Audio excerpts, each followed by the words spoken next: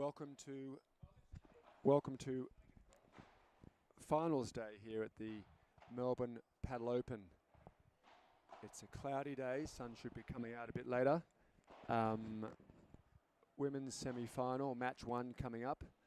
2 matches at once here on court 2 and court 1.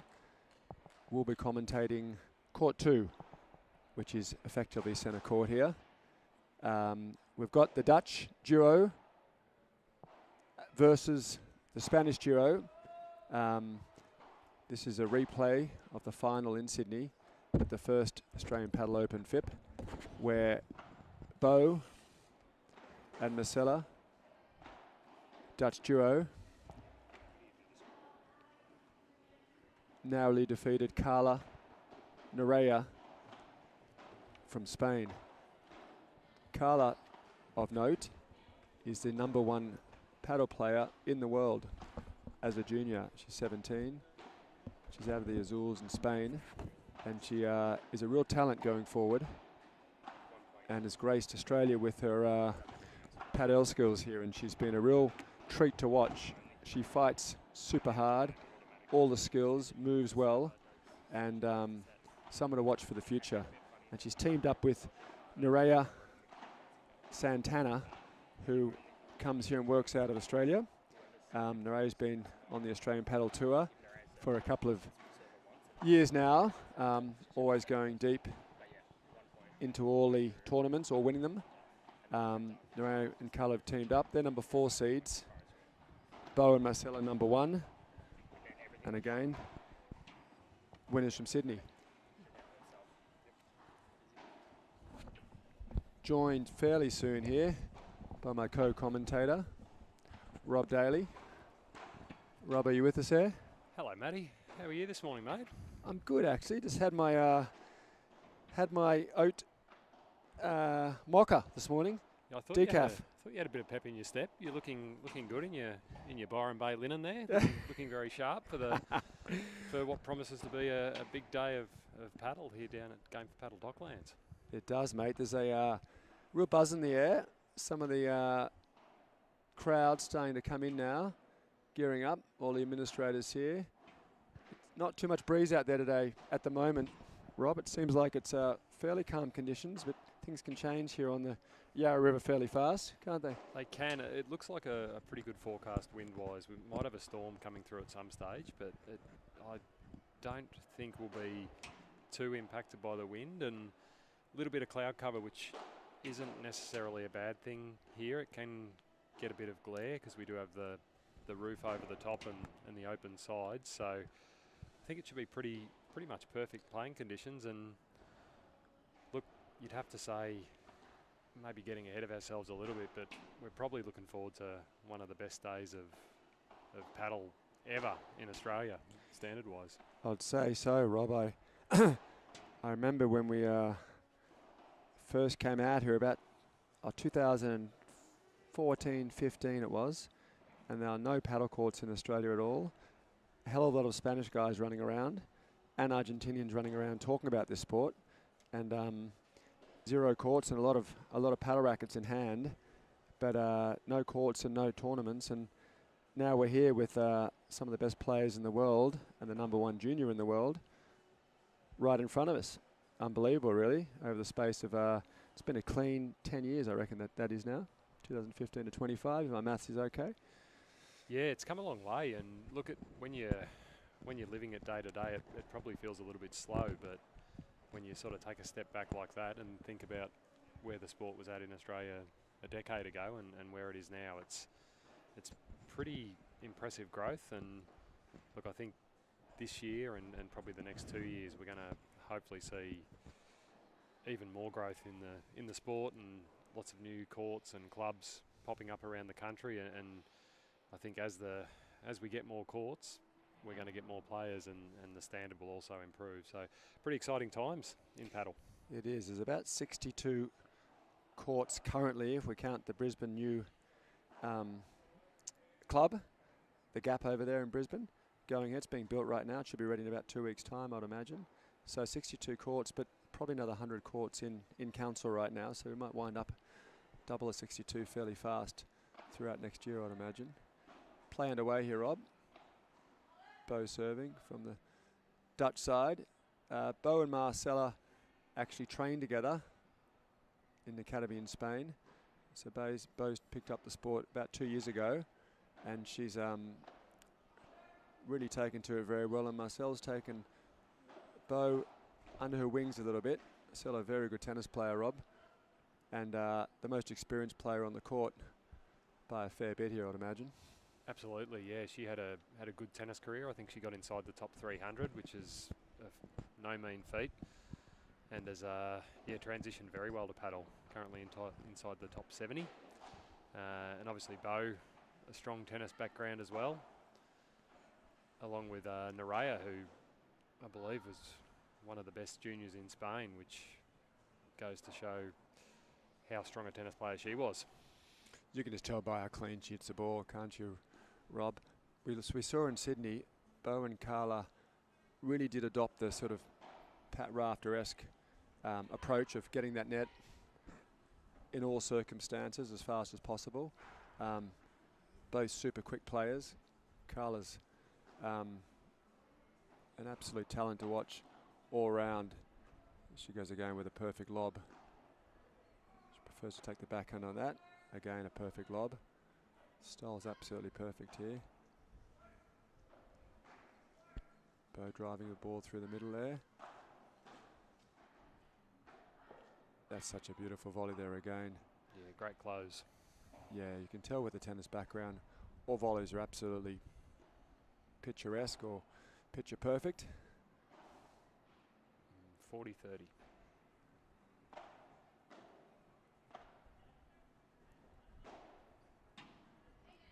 Just long on that one. So we've got our first golden point. This would be a great start for the Spanish to plot their revenge from Sydney. What a great, oh wow. Took a bit of a risk on that, and why wouldn't you? Get an early break would have been great. Nerea's got a classic two-hander there. Yeah, it was a good tussle in Sydney. Super hot there, different conditions. Here we go, as Cal Hooker comes wandering past. A real crowd favourite here in Melbourne. Absolutely, absolutely. A couple of 100 games for the Essendon Football Club, one of the AFL greats from Melbourne, and has taken to paddle like a Duck to water, like a very big duck to water. Probably more your swan to water. I would goose to water. He's not a goose though. He's actually very good. He's doing very well with his paddle game, and a very, very big man, very imposing on court. So good to see him out here watching. He's got a massive smash, Rob. He's twisted his grip around a bit, I noticed yesterday. Coach Pedro here has really sorted him out, and he's absolutely crunching those volleys and smashes now. And a few trick shots to boot, I noticed yesterday as well when we're having a chat watching him play. Absolutely, he's got a little bit up the sleeve there. So you teaching that stuff, Rob? I don't, mate. I'm very meat and two veg with my game, mate. Very, very basic stuff from me. You're not going to get too much fancy stuff out on court. You have got one shot though, buddy, just to give the fans, the 6 fans listening right now, a bit of an insight. You do flick that ball back behind the players there when you're turning in the corner a fair bit. You like that one, don't you? I do, yeah. Close the eyes and see what we can do. That's a big smash. He's got a lot of power for someone who's not overly tall, Carla. You see the players a bit reluctant to go the big smash based on these conditions being a little bit softer in Sydney, where it was travelling very fast. What a fantastic vibora there from Bo. Great finish. Yeah, the courts they're a little bit slower here in Docklands. We've got the roof over the top, so they never really cop any sunshine, so they don't heat up like some of the other courts. I think it's actually perfect. I think it makes for longer rallies, Rob, and a bit more classic. And still, as you saw there, if you've got the strength to do it and you get the smash, still got the opportunity to take care of business. So just separates the chuff from the wheat a bit in terms of the smashes, doesn't it? It does, yeah. If you get hold of it, it can go, but it probably does lead to a little bit more strategy on court maybe than some of the quicker venues and the bouncier places, which I enjoy. I think as far as a spectacle for watching it makes for good viewing. A little bit more chess about it, which is one of the best parts of paddle, I think. Also means you're constantly having a run forward every time. Your lob's a little bit shorter, which means your fitness comes into play here because you can pick off those smashes if you run forward, especially as the balls fluff up a little bit later in the set. Absolutely. Plays into your strengths, Matty, the court speed. Yeah.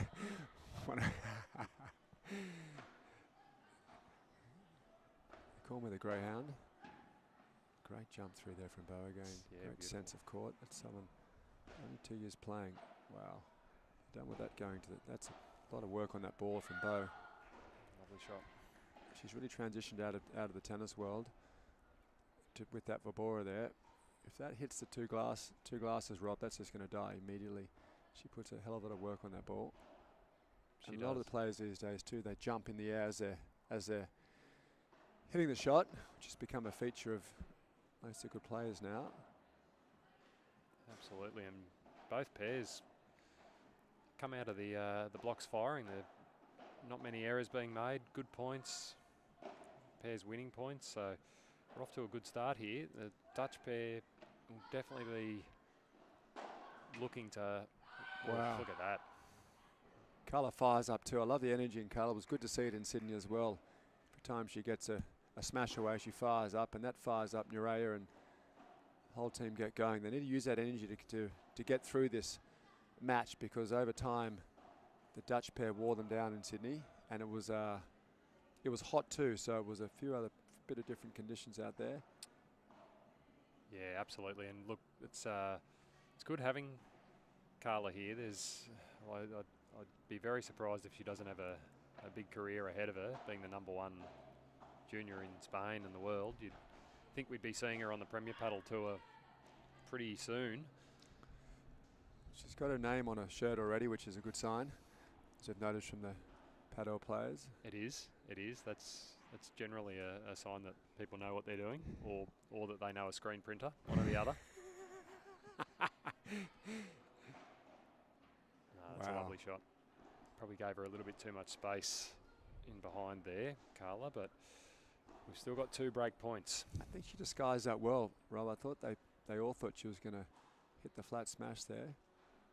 She held it back and ripped the Vibora. Work on that ball again from Bo. It's Marcella here with a fast lob. Good hands. And that's going to drift wide out of the court. Good point from the Dutch pair. 30-40, still effectively two break points to go. You'll see Nurea and Carla trying to get the net as soon as possible here.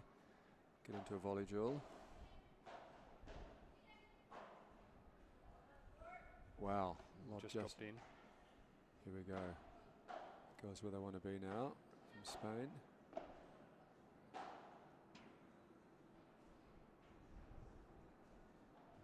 Just wide. Good point. Well played from Bo there. Just was patient waiting for Nurea to hit a smash that brought Bo forward, gave the opportunity to really carve that backhand down back at the feet as Nurea was moving back. Last break point here, Rob. Golden point. What a volley from Nurea, yeah, great hands.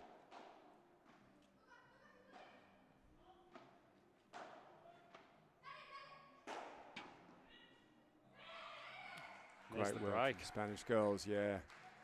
They held their nerve there, Rob. They did. 4 chances, got it on the last one. And that's the start they wanted, and probably the start that the Dutch pair weren't hoping for. As you mentioned, they got off to a bit of a slower start in Sydney when the pairs played in the semi-finals there. So they probably would have been hoping to get the jump on the girls today.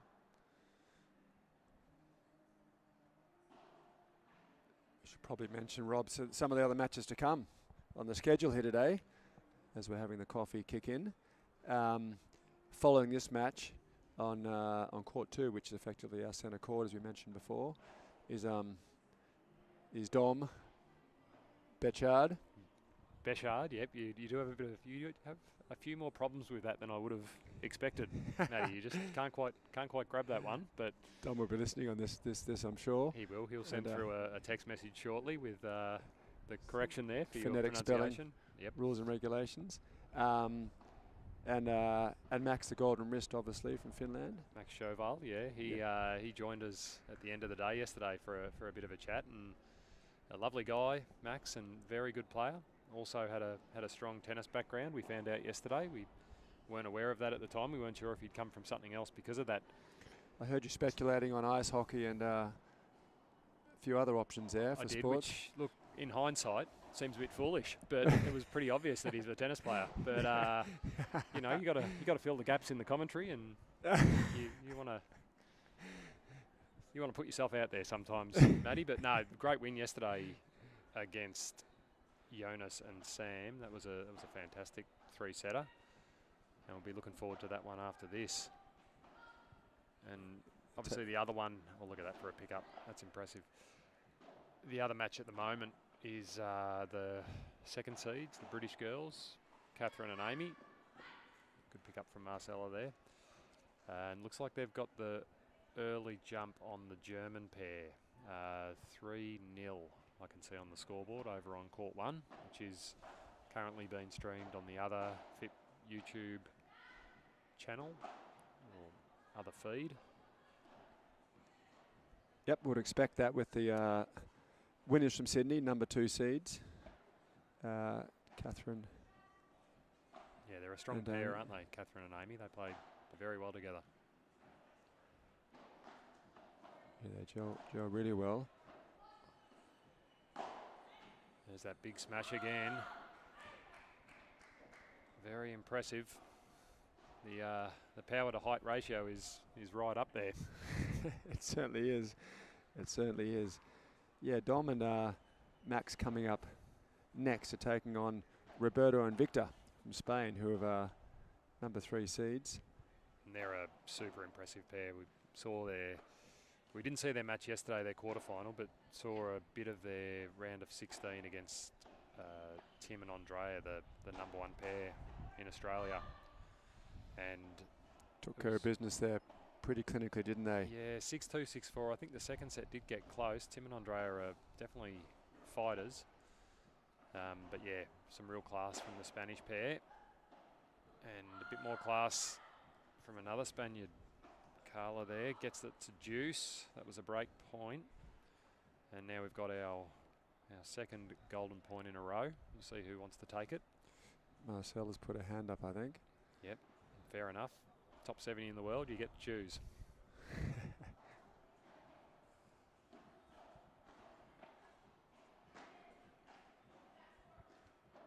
So this is a big point, particularly for the Dutch pair. And oh, wow, break back, Rob.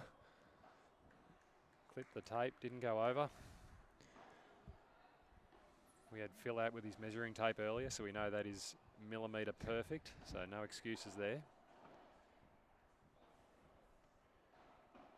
Marcel to serve now and consolidate. As we know, it's not a break until you consolidate after. Great ball from Nerea. Bow with the lob. Nerea going at Bow a little bit there. Bow elected to come in by herself there, which is interesting. The stagger formation, which Dom has been pioneering here in Australia with Sam Ashenden, where one comes in, one stays back. You need to really trust your partner though, Rob. If you get the direction wrong from the back there, your partner can be in trouble. You certainly do. They've got to be very controlled from the back. But there's definitely enough talent on this court to do that play effectively. Pull that move off, yep.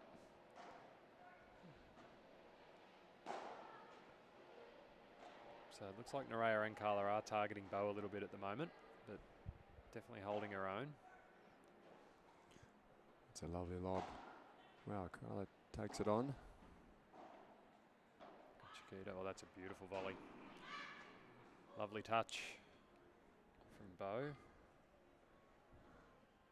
It's a bit of a battle here between Carla on the right, who's a big smasher on the right, Rob, which you don't see every day, as a righty as well. So she's controlling the point from the right, which is super interesting. It's really becoming a battle here between Carla and Marcel in terms of strategy, I think. Absolutely. Feel like Do you feel as though that's becoming a little bit more of a part of the modern game, the right side player also having probably a few more weapons than traditionally was the case? I think so. LeBron sort of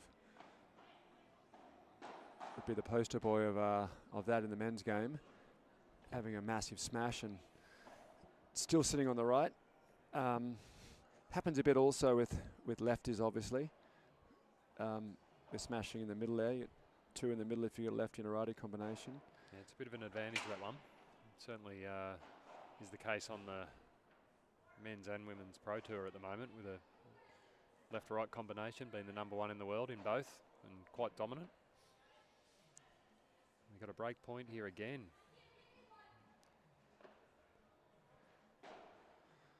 We'll go into Don Bechard's views on having two lefties later on in this.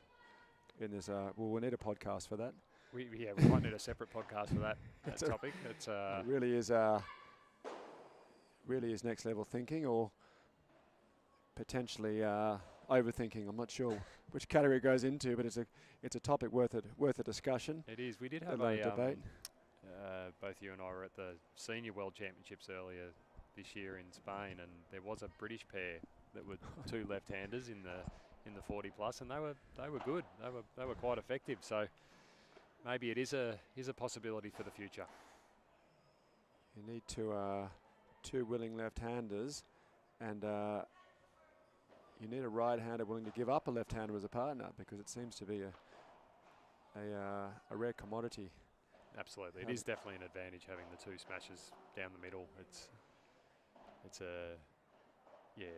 probably not something we'll see a lot of, the two lefties. Oh, another great smash from Bo, saving 2 break points. And now we've got our 3rd golden point in a row, as the Dutch pair look to hold serve and stop the pattern of servers dropping their serve. Here we go. I think Carla's like to take it.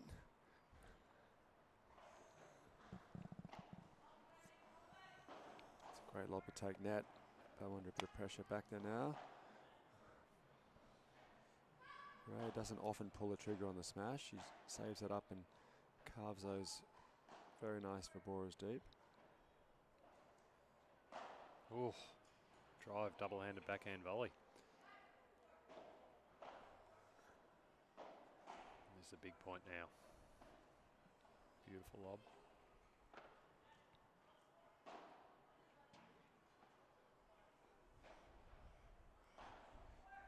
Ray doesn't quite pull the trigger there. Likes to drop it deep and actually takes the break with it. Rob, that's a good, in retrospect, a good move. Massive risk if you really hit through that smash and have Bo coming forward. She'll put that right through the pair of you normally. So smart move in the end, being patient. Absolutely. And picking up the game on the back of it. Back on the lefty thing, Dom's point, I think, is that why shouldn't two lefties play together, as two righties do? You get one smash in the middle still, obviously, and you get two lefties together, and it's quite confusing to play against, is his point. He says he's playing checkers, not chess, and all that sort of stuff. He's a thoughtful man. He's a forward thinker, Dom, but he's got a point though. The right-handed, the left-sided player for a right-hander doesn't often hit many shots against a left-hander's spin coming across that way. Obviously, left-handers traditionally playing on the right side and playing through that side of the court. So it does change the angles a little bit. It is easier as a left-hander to slide that Vabora or Bandecker into the cage from the left side of the court. So it's more natural spin, isn't it, Rob? I know when I'm, as a righty, on the right, hitting that Vabora cross court is probably a lot easier than hitting it sort of inside out like you have to if you're going diagonally across like you would with your normal lefty shots playing on the right. Probably confusing people here a little bit, but yeah, a lefty on the left is Dom feels like it's where he's home. That's where his spot should be, and he can really get a lot of work on that ball and drill that deep into the corner with that Vibora there, and trust his partner to smash them out. Even though Dom's got a fantastic 3-meter smash, he feels like that could be beneficial. So he'll go hunting around Europe, and any Europeans out there getting up early with their cross-ons, listening to this, there's a bit of a call for a lefty out there from Dom. He's picked up a lot of FIP points out on the back of this. He's got 33 FIP points on the back of his existing FIP points, so he'll be an attractive partner for other righties out there, let alone lefties. Absolutely, these are very important points to get, aren't they? These ones, it just gives you a bit of a kickstart to the year, get you into a lot of tournaments that you otherwise would have to qualify for. Exactly right, and it's gone to the days when we used to have these FIP tournaments out here, and now it was just too far to travel for some of the players. There's a lot of Spanish good players. Paul Senior, for example, with his partner Edu, they work out of Bali now as coaches, so they're available to pop down to Australia. It's not that big a flight compromise coming down here. So, and a lot of the Asian, Middle Eastern and Spanish coaches living out of those regions now, residing over there, now will make the effort to come down here, let alone the batch of probably 16 players came out of Europe for this event as well. So it's been heavily populated now, and the points weren't that easy to get with that sort of depth in the player list, Rob. It's been a big tournament for us here in Australia based on the sheer amount of volume of international players coming out here. So they've done well to get those points. They're well earned. Yeah, I think maybe a few of them thought they might be easier points to get, but obviously the more entries we get, the harder it gets, and the standard has just been fantastic. But it is also a good time on the calendar, I guess, for tournaments globally, as far as the way we position ourselves here, because there aren't too many other tournaments going on, particularly last week with the Sydney tournament. I think it was the only one in the world being played at that time, very early in the year, obviously. And then this one, I think there might be one other tournament over in France at the moment, not quite the silver level. So it's a good little position in the market for players to get over and play, and for us to be able to play against and see these players in action. It'll be fantastic for all the Australian players, the top level players here, to sort of learn from playing against and watching these players and be able to take that into the Australian tour this year. Inspiring, Rob, I think. There's quite a few shots I didn't know existed until this week. Absolutely. It's another level, there's no doubt about it. It's yeah, when you get the chance to play against them, it's very hard to know what to do. They don't have too much trouble with anything, so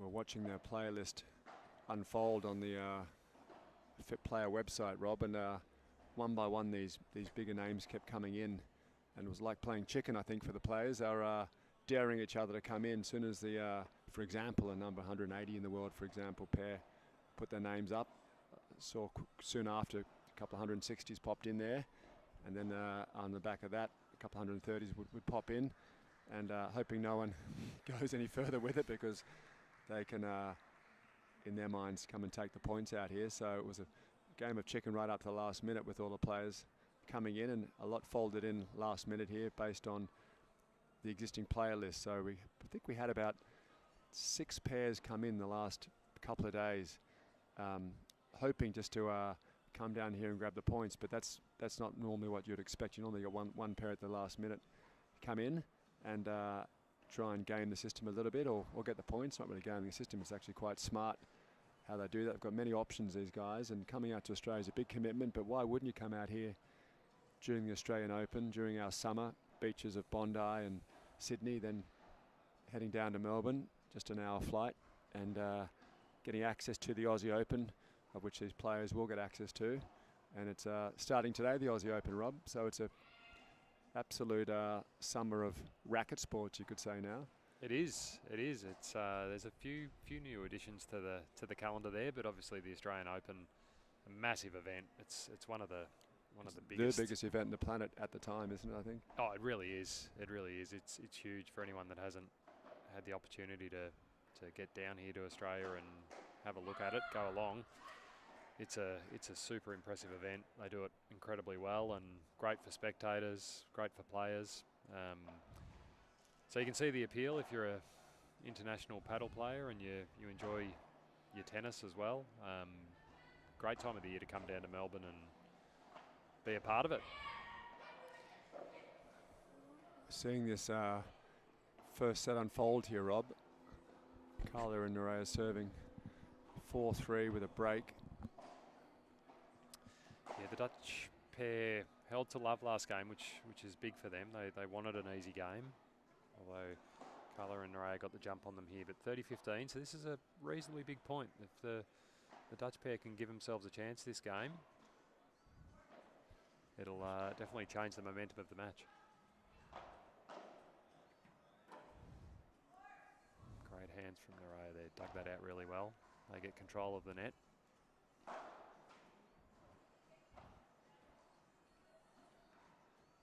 See again, second time Nerea's pulled the trigger. That's a fantastic bahada. Good volley though. Let's open the court. Wow. Wow. Amazing pick up from Carla. Bo will be disappointed with missing that smash.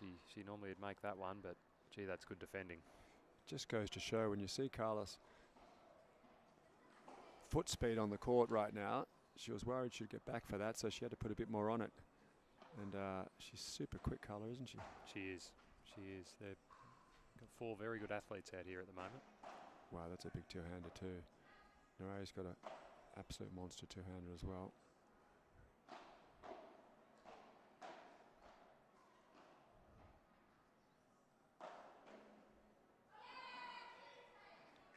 And big hold there from Carla and Nerea.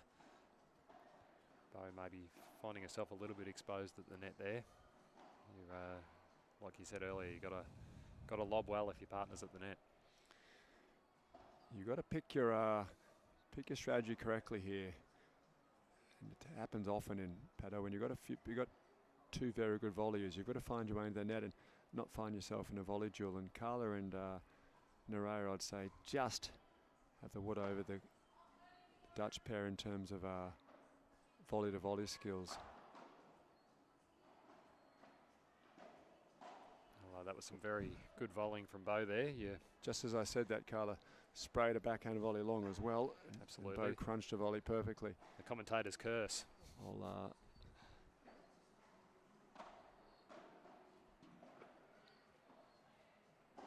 and just long there. bit of lapse in concentration here, Rob. This is just where you want to really buckle down and lock in. 5-3 up.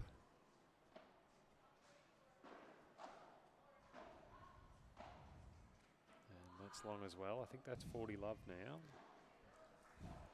You may not say unforced errors, but at this level, it pretty much 3 unforced errors there. And it does release the pressure just a little bit. And that's a beautiful controlled smash. So important game there, obviously, at 3-5. But they've held to love twice in a row, and they get to roll the dice on this next one, see if they can get the break back. Carla's energy is up and running though still. It certainly is, yeah. She's an energetic player. And just looking across to court 1 at the moment, and we've got 6 love in the first set to Catherine and Amy, the Brits. Probably the favourites heading in, strong favourites, but I don't think you would have predicted 6 love. Victoria and Denise, yeah, they've been very impressive. They've knocked off a couple of very good pairs already in the tournament. So the Brits are looking very strong and looking to go back to back. Should probably mention the other semi-final and the men's too, jumping around here. This will be a good test for your pronunciation again.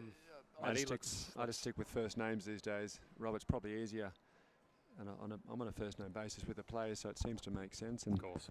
we all know who we're talking about here. But yeah, Joel Oliveira Palos, obviously. That was actually perfect, mate. From well Spain, done. thanks. Failed languages at school, actually. And Guillaume, I call it Guillaume Santiago. His middle name's a bit troublesome for me. Figueroa. Give it a shot, Rob. Matty Figueroa. There you go, mate. And Paul and Edu Policina. Edu Altamira's Ross. Great players. They're the players out of Bali right now. Both coach out of Bali. Both have a more relaxed lifestyle now. We're chatting about them yesterday. Fantastic players to watch. Paul's the player. I'm not too sure if those at home have seen Paul in action. I think Paul and Edu were up there as a top couple of Catalonian players, which is the region Spain that Barcelona region Spain that produces a hell of a lot of top level paddle players. Probably the hottest region in the world for producing paddle players, in conjunction with the Madrid area, I'd imagine. But Paul climbs the back fence on Bajadas. He probably has the best defense, I'd imagine, It's in this event, and potentially on a global basis. He's got incredible defense. And Rob, you had the pleasure of playing him, didn't you? I'm not sure it was a pleasure, but it was no, it was good fun. Clearly in a different weight category to us. There was no doubt about that. But yeah, just an incredible player to play against. The defence and the creativity is certainly something we do not see in Australia. So be good to see how they go against the pair that won up in Sydney. That's going to be a real cracker of a semi-final. That'll be over on court 1, so that will be streamed. Just quickly switching back to this one though, Maddie, we've got Love 30 here on Nerea's serve. That's a bit short. Good pick up from Bo. Wow. So this could be a bit of a shift of momentum. Wow, this is interesting here, what's going on.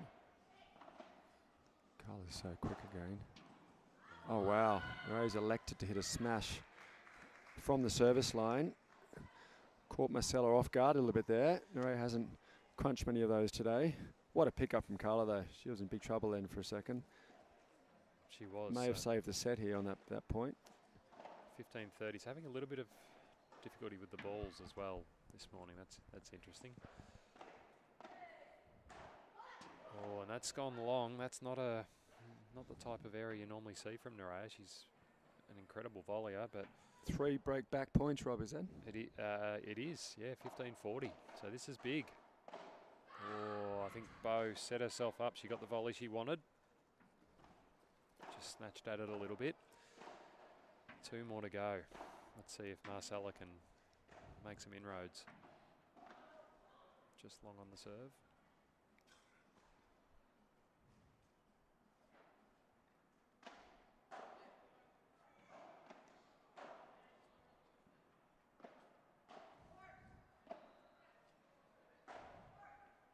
Going to sit. Just long. Bo hasn't quite been able to get herself into the position at the net she's wanted on those last 2 points.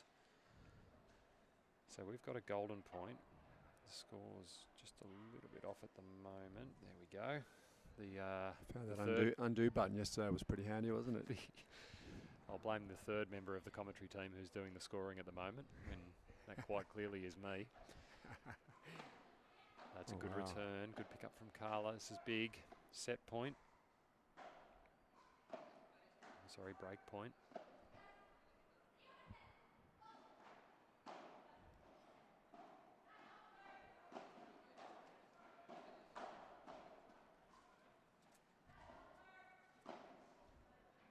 It's a good smash.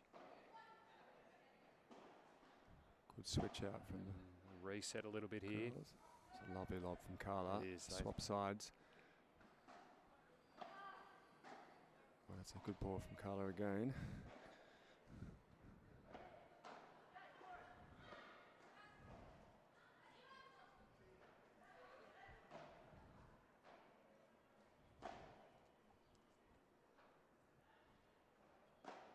Marcella, good patience on the smash. Nerea on top of the net. Wow. What a hold. That 3 break back points, and now Nerea and Carla will be. that's the first set. It is the first set. It is 6-4. So that was a great set. Good standard. Very strategic. Both teams being patient, but they just got that one break, got in front, and managed to hold on. Carla's up and about again. Marcel's not happy right now, chomping down on a banana, having a long chat with Bo about strategic behaviour in the second set. Rob, what would you do if you were the coach right now? How do you approach a situation here? Is it more of the same and just they're unlucky, or is it that they need to come up with an alternative plan to really put Carla to rest? She's up and about right now, Carla, and she's causing havoc out there. She is. Look, I mean, obviously there wasn't much in it. They had 3 breakback points in that last game to get it to 5-all. So you wouldn't feel the need to make too many big changes, but it feels as though Carla definitely the more consistent player of the two. So maybe trying to go through Nerea a little bit more might be the tactic. Nerea's got probably the bigger weapons, but maybe we'll make a couple more unforced errors. But it's been a great start from both Carla and Nerea. They're playing very smart, consistent paddle, and both of them able to flick the switch and hit the big shot when needed. So a little bit similar, I guess, to the start in Sydney. Would you say, Matty? I wasn't at that one. Yeah, it was very even killed all the way through the semi-final. Sorry, I said final before, but it was a semi-final. And it was a very similar cadence to this. It was boiled down to really the weapons of Carla and Marcella battling each other out. And smashes were a little bit bigger out there with the faster court, with the conditions. So again, it's all about Carla and Nerea taking that net. That's when they can do the most damage. Luckily, both have great lobs, Carla and Nerea, so they were able to get net again.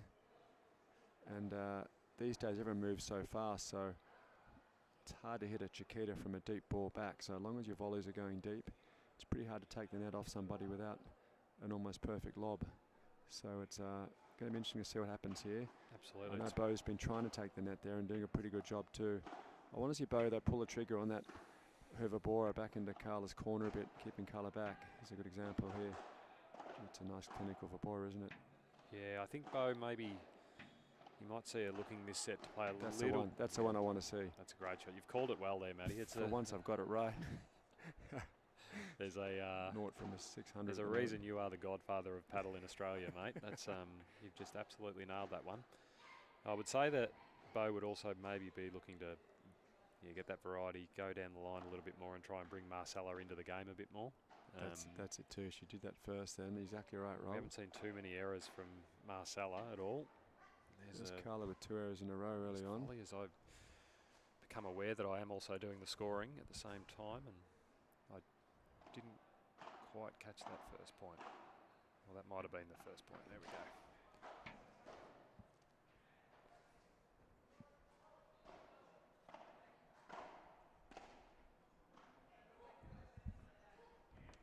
Good start. Marcella trying to get a bit of energy into this set. They need it. They need to get off to a strong start here. They don't want to fall behind again, because it becomes a bit of a challenge for them.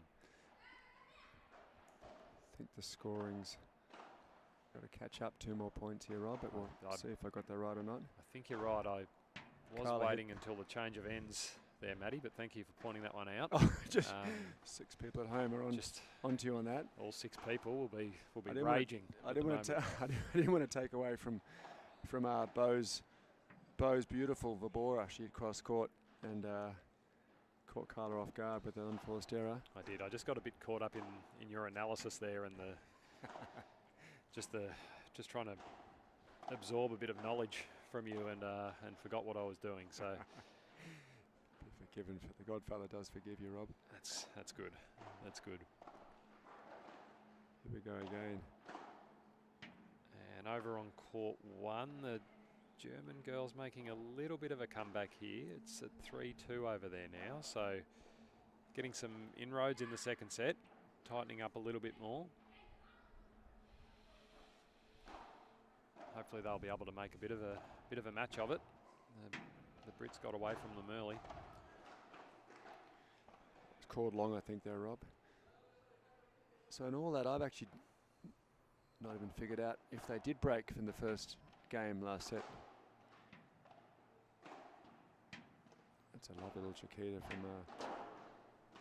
she's a drift wide. That's good hands from Bow at the net. Sharp reflexes. Again, though, it's on Carla's racket. She's in full control here at the moment, I think. She's got this unique ability to hit a little off Chiquita down to the feet of Bow and come on in after when they do lose the net. And got the new balls at the moment. What's the ruling with that, Matty? Is it every set or is it every is it 7 and 9? I think yeah, I think it is 7.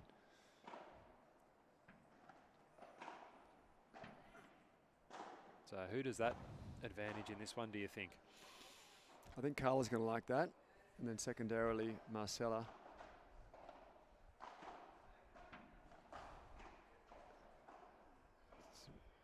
Sinara didn't pull the trigger there again. That's a big two-hander. It is. It's a feature of a play in Australia here. It is. It's a risky shot. It is. It also brings Marcella forward, because if you can get out of the way of the initial shock of it coming at you and jump through it, you can follow it forward, Rob, and presents an opportunity to pop up a bit with a toppy. Definitely shows a tennis background, and even a bit of pickleball from Nerea. I believe she's one of the best pickleball players in the country. Yeah, she certainly is. Just a very talented athlete. Yeah. So we've got 40-30 here. See that a bit these days. The great Taylor Smith, who doesn't play much padel anymore, was one of those coming across to pickle and paddle out of the Gold Coast.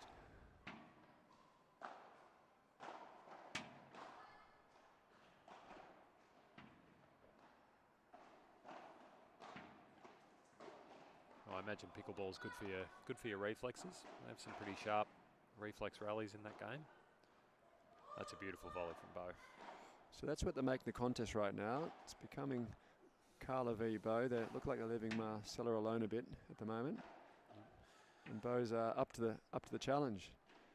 We got another golden point, so another chance for the Dutch pair. Haven't been able to grab them for a while. That's a good lob though.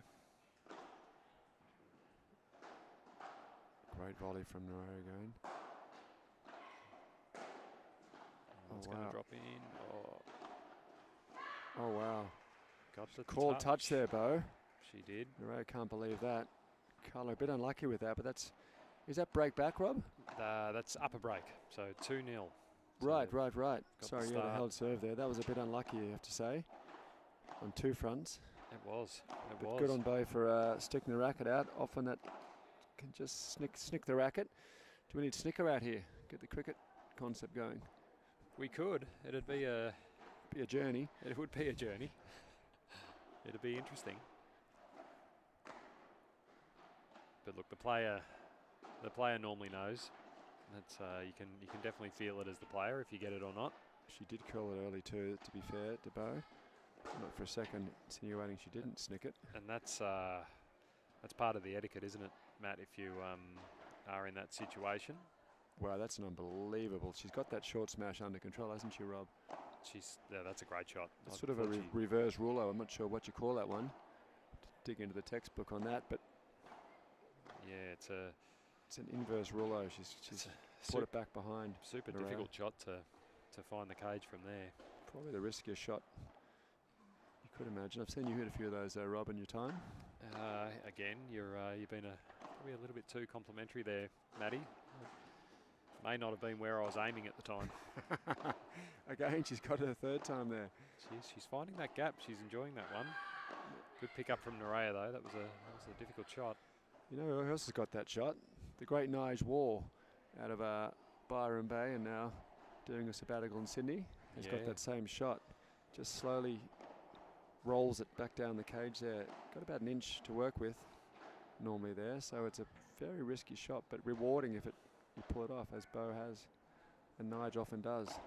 Nige, another one of the, I guess, athletes from a different background. We spoke about Kale earlier with his football career. Nige was a rugby player, and rugby league and rugby union, which is had his Waratahs jersey on the other day for the Padel state of origin. So did he?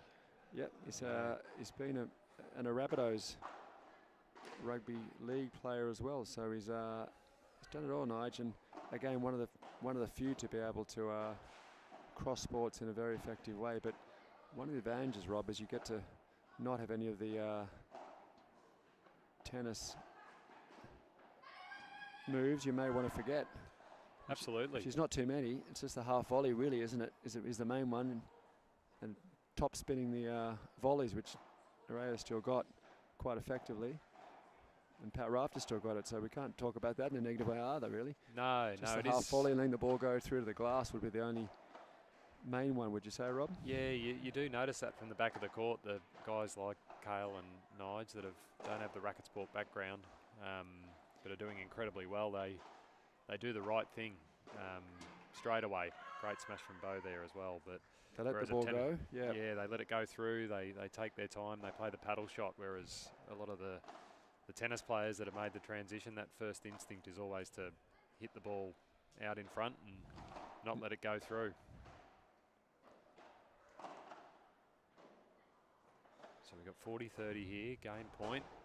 That one's not coming back. That's why they've been avoiding Marcella. Yeah, she's got a big Besides smash. a huge smash, she's got a lot of experience on the court. Positioning's always right on, and she's dangerous. So any short lobs to Marcella's are gone, and she does a quick. I've noticed she does a quick read of the court first. She looks around the court first. She checks where the players are, and then she tends to bang it after that. So it's a lot going on there. Great Lexi Daly coming past now. Regular Aussie Croc and captain of the Aussie Crocs women's team. One of the best female players in the country Australia's ever seen in the sport. Oh, absolutely. Masters and main team. Brother Ben Daly, actually. Shout out to Ben in Japan right now. He'll be tuning in, no doubt. He pioneered the sport. It's probably the top 5 players getting into the sport early here. Came out to Paddle Sydney when we first opened up there with Emmerich Navarro. Another Aussie Croc who's now in France, in Bordeaux.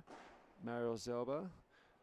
Yarrick, who played this tournament as well, and still hits a very good ball.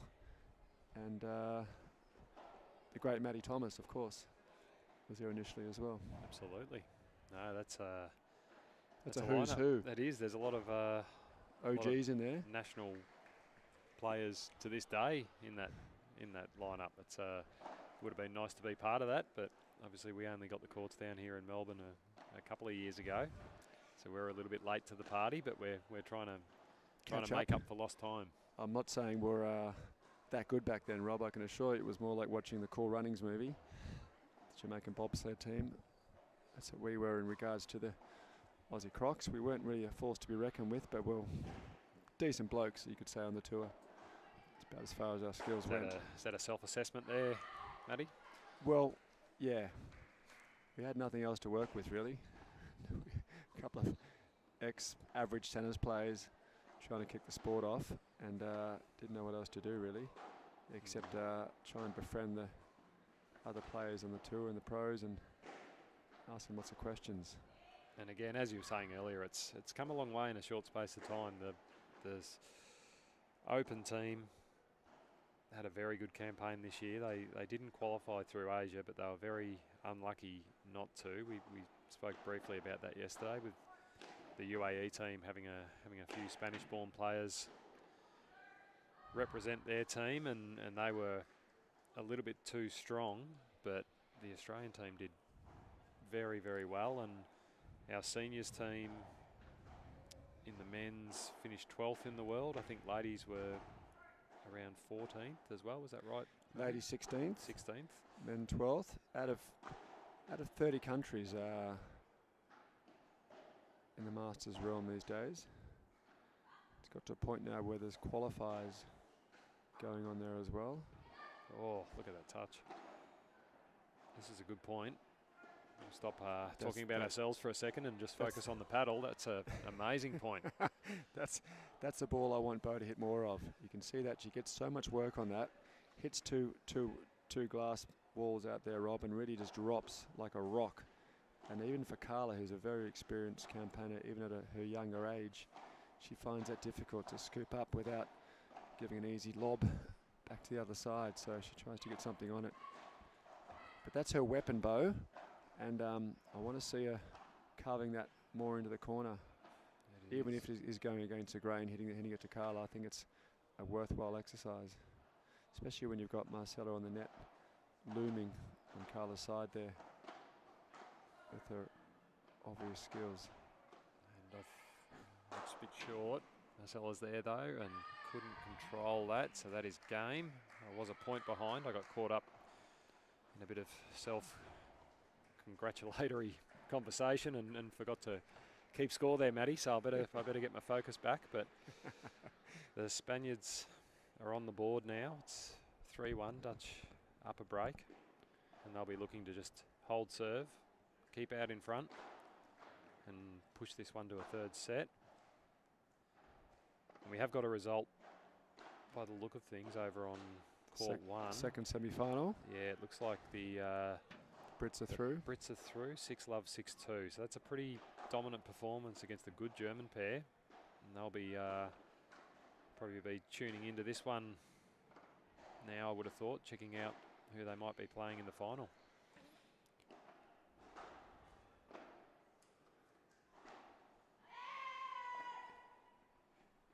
And you can see Marcella and Bo now starting to fire up a little bit, trying to get the energy up. They know how important it is to hold serve here, get that 4-1 lead. Keep your nose in front. It's another nice ball from Bo, and obviously that's great.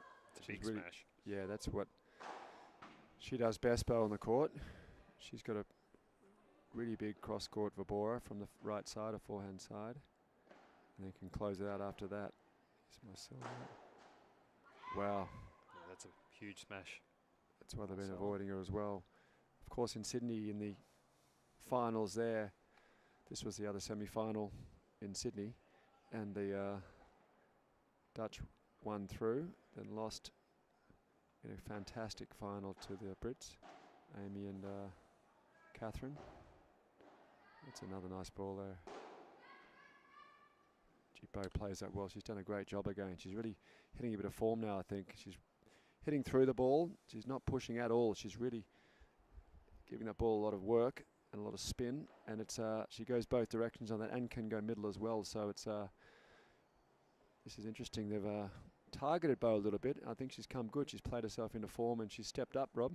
Absolutely. She's been the difference this set. Like you said, they did target her in the first set and maybe she was a fraction behind the other three players on court, but she stepped up and the results are on the scoreboard.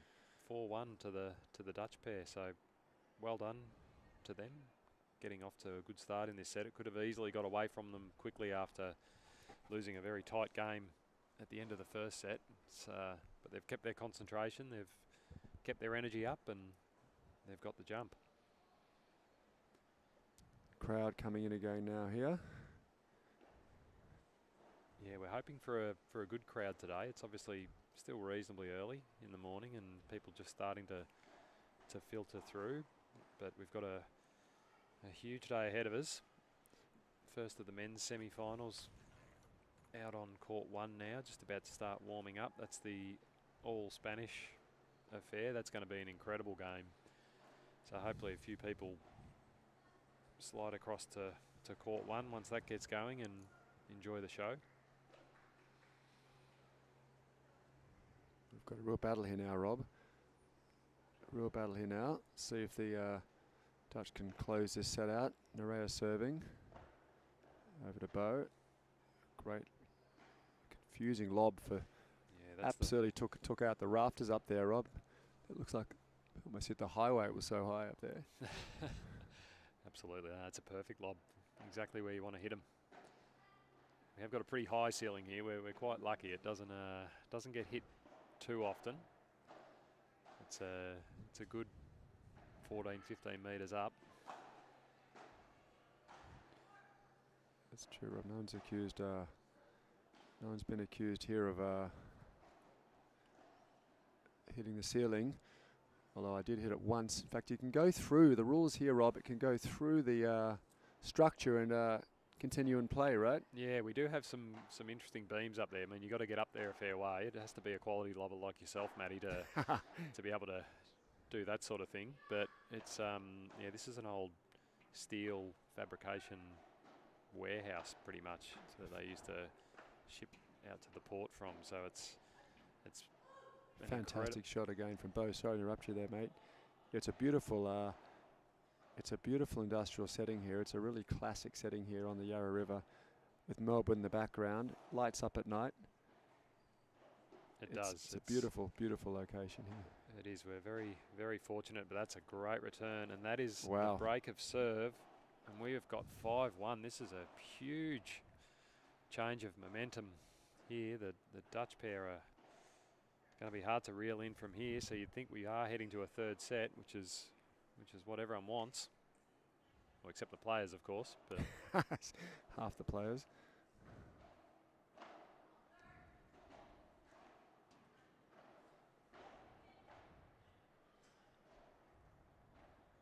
And it's just probably been the pair that's controlled the net has controlled the match here.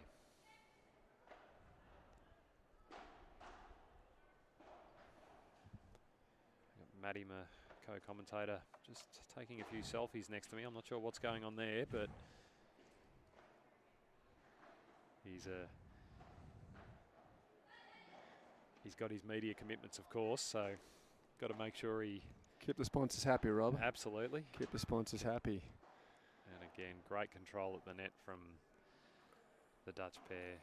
Yeah, Rolex and Boss, sponsors of the obviously modelling campaign, have I hope you haven't just named two conflicting FIP sponsors there, Matty. I'm pretty sure you're safe, but you're be a little bit careful there. I know they're big deals for you, but you've got to be careful.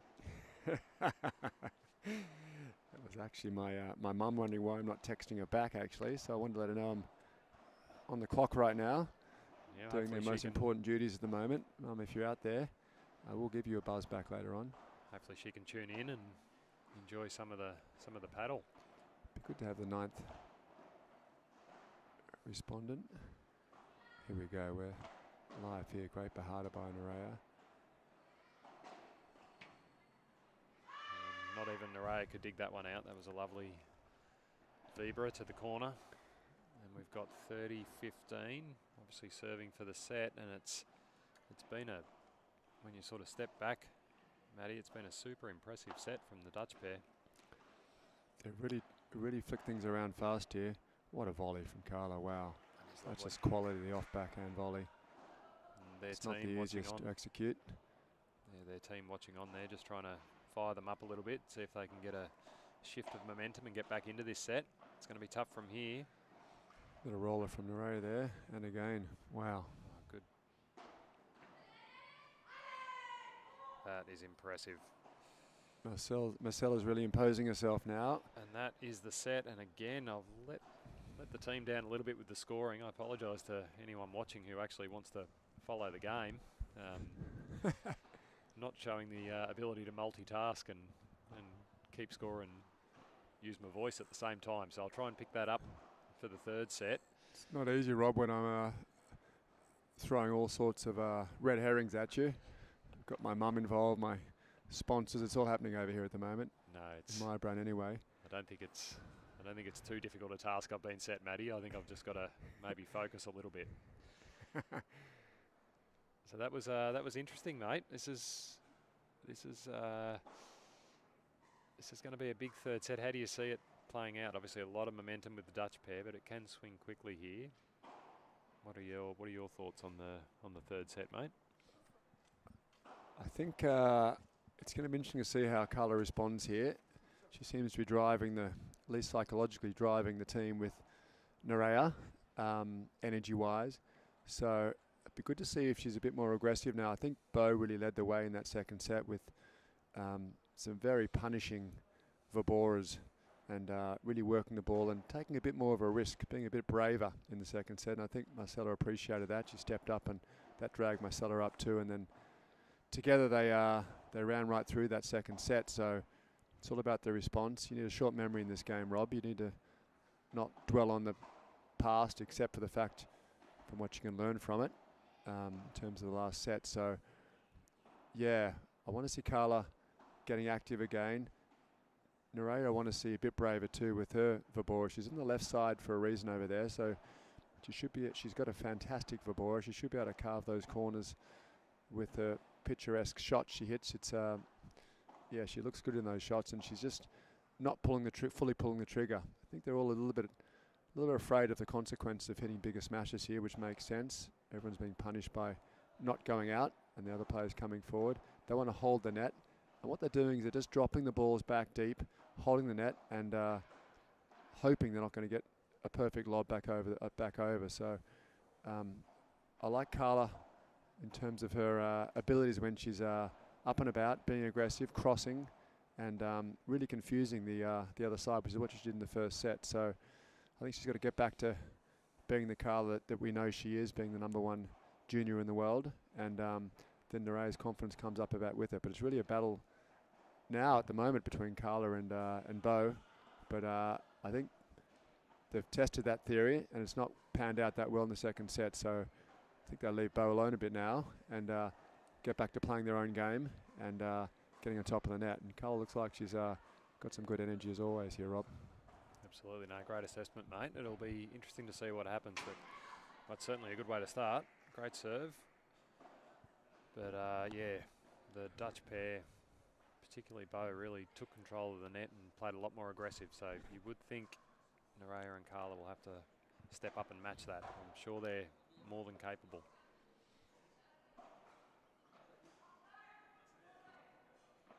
Matt, I can just see at the back of the court there, we got Pep Stoner watching on, and Pep's running a big Empower Paddle event here following the tournament, which is a great initiative for getting more females and ladies and girls involved in the sport. She's very passionate about it, Pep, and ran one in Sydney last week. As Carla just sprays that one a little bit. So we're looking forward to not only the fantastic FIP tournament, to seeing a lot of ladies out here later, and hopefully a lot of people that haven't played the sport before trying it out and getting involved, because it's a great sport for everyone. Pep is an absolute gem on a worldwide basis too. She's been championing. I wasn't going to pull you up on that one, Matty, but you've self-assessed and back to Pep for a second. She's done a fantastic job growing the sport and through women interaction and participation, and she's loved by everybody. Her brother was commentating a bit yesterday. He's good. He's got a smooth voice. He does, Rob. He's great in the commentary booth. He is, and Pep's brought a lot of the female players out of this year, Rob. She always does. She's been out here a couple of years in a row now, and she brings out she really helps show for example, the victors in Sydney, Amy and Catherine. She brought them out last year and this year, and brings a few more out too. I'd say she brings out 5 to 7 by herself, and then she encourages probably another 10 or 15 to come out. So it should be about 50 or 60 people, women here at the event, the Empower event, which is Pep's created the brand. And I'm just looking across also the great Sophie Bray's over there too. Sophie is a gold medalist in hockey. Absolutely, yeah. And London Olympics, was it? I think it was, yeah. She won that for the Home Olympics. It's amazing. It is incredible. Much better than that in life. Sophie's a lovely lady too. Soph took part in this one, and she'll be playing this evening in the Empower event as well. So always great to have her back in Melbourne.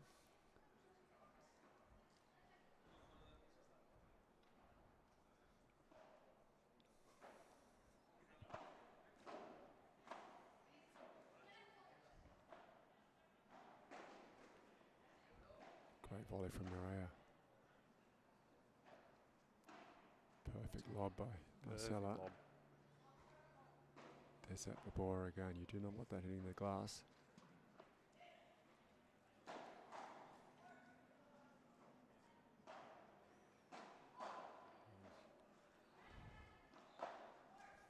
Oh, some quality padel here, isn't it, Rob? It really is. That's a great close. But perfect pickup from Carla.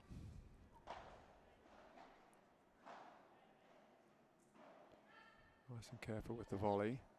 Lost the net now. Here we go. Murray loves that roller. Beautiful lob. There we go. Carla closing again. Well played by the Spanish girls. Carla loved that too. Good energy, positive energy out there, Rob. Incredible point. And you got to say, Maddie, just even thinking back 12 months to we had a great ladies final here last year, but the standard has just gone up and up, hasn't it? That's incredible. An incredible level of paddle. Really, really good to watch. It's been rising every year, but it just come in leap and bounds in the last year, that's for sure, Rob. Gee, Carla's on fire right now, exactly what we wanted. She is. She stepped up and she's thrown down the gauntlet now, Rob, and let's see how Marcella responds over there. Yeah, we got 15:30 here, so a bit of an opportunity for the Spaniards.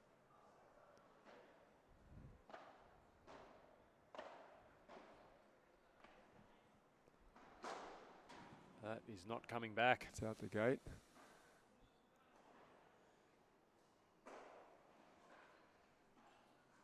Crowd building up here, Rob. It's actually a lovely day, but it's not too hot. It's actually just lovely at the moment, isn't it? It is. It's Conditions perfect. are perfect. There's no wind around. Yeah, we've had a few hot days actually over the last couple. It always stays a bit cooler here under the roof, but we've been over 30 degrees for a few days in a row. We've been very lucky with the weather, Maddie, as you know. It can change a bit here in Melbourne. You hit the 40s at some point, don't you normally down here, Rob? It did. We had a couple of 40-degree days in the lead up, and then we had an 18-degree day after that. So that's a great smash as well. Very important hold there from Marcella's just smacked the ball back over the net. Set over to you, and this is going to be super interesting now to see how this unfolds. It is. So we got 1-1.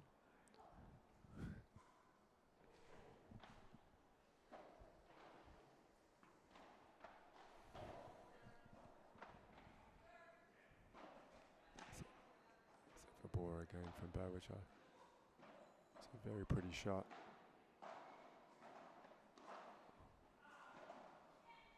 It's a good stretch.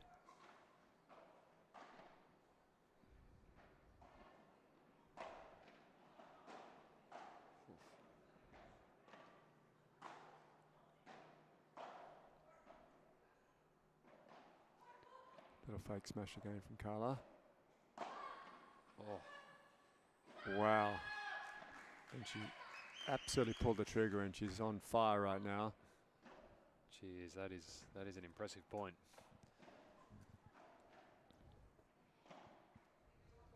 So we've got 15 love. 1-1, 15 love. Lovely lob. Great lobbing from there. Yeah, Marcella's control is pretty impeccable from the back of the court. Obviously, he's got the power, as does Bo with that smash, but the control at the back is super impressive. She doesn't make too many errors. In fact, I can't remember her making many at all in this match. You don't get to top 70 in the world by spraying them all over the place like us, do you, Matty? So I wouldn't know, Rob. Never been in the top 7 in the world, fortunately, of anything. That's a good way to take the net. Smart from Marcel. Smart from Bo there again. Carla Perfect resets. lob. Wow, lovely lob too from Bo again.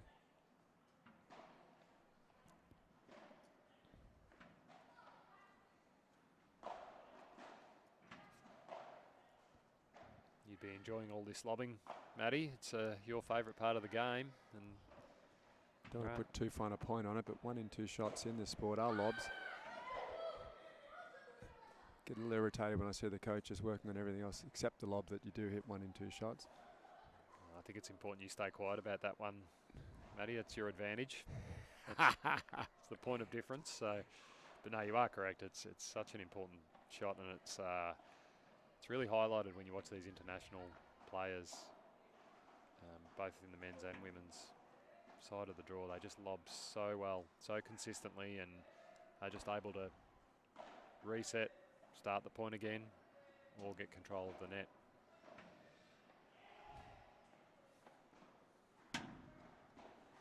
There's that ball again. Yeah, We talked about before. It's an absolute ripper, that shot from Bo. Tough shot to hit. She just rolls it super clean, 3/4 to half pace.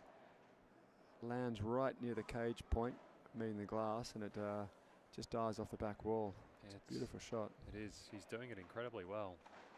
It's a difficult shot. It's helped swing the match a little bit as well.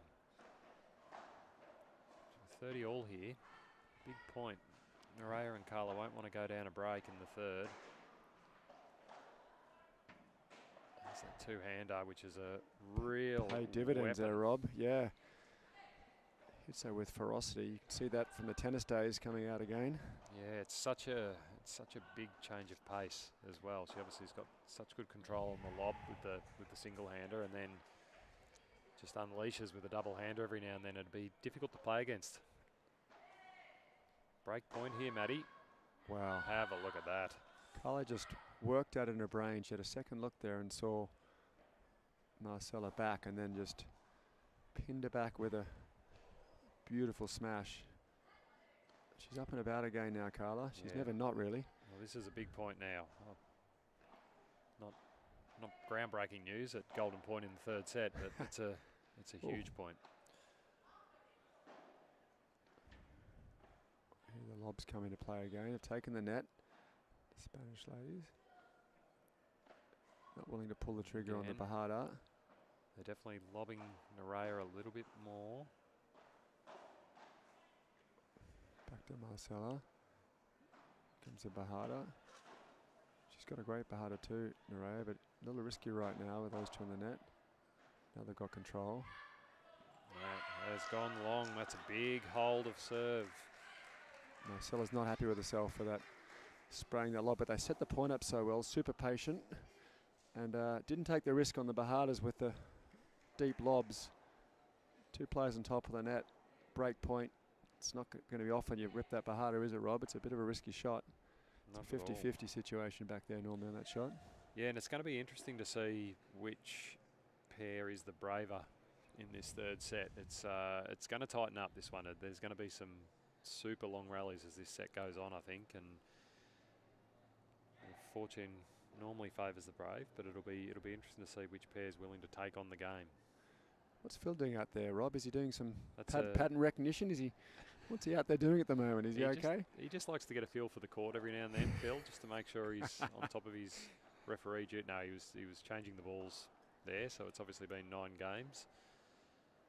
So new balls, and I think in the second set that really did suit the Dutch pair, so it will be interesting to see if that is the case again, but clearly all players here have got good aggressive games, good volleys, good smashes, so it shouldn't be a big advantage necessarily to either pair. Underway now too, Rob, in the first men's semi-final on the other channel if you do want to tune in. We're on court 1 over there. Yeah, I'd recommend tuning into that one. I'd probably recommend, if you are in Melbourne, heading down to Docklands. We're at 194 to 206 Lorimer Street. You're not going to see too much better paddle anywhere in Australia than you'll see today. And even if you're new to the sport or if you've been playing it for a while, this is a great opportunity to watch some world-class paddle. So definitely take a look, and yeah, that all-Spanish semi-final should be a beauty. Joel and Guillaume, of course, taking on Paul and Edu, the newly adopted Balinese pair, but out of Spain initially, all their training and youth in Spain. It's a pretty handy place to be brought up if you do like this sport. It certainly is. So a good start here to this game from Carla and Nerea, getting the first point, putting the pressure on. Wow, great defence from Carla there. That was fantastic. Marcella was on top for a while there, but they've shifted it back. Just missing the volley there, though. Let's see again now that Dutch girls are serving here, where the bow takes a bit more risk on that impeccable vibora of hers. Just slides away from Carla into the corner. Let's have a look at what happens here. Here's a good example of it. There she goes, does it again. Your analysis, Maddie, is on point today, I've got to say. You probably should be getting out there and buying a lottery ticket or becoming the Dutch national coach, one of the two.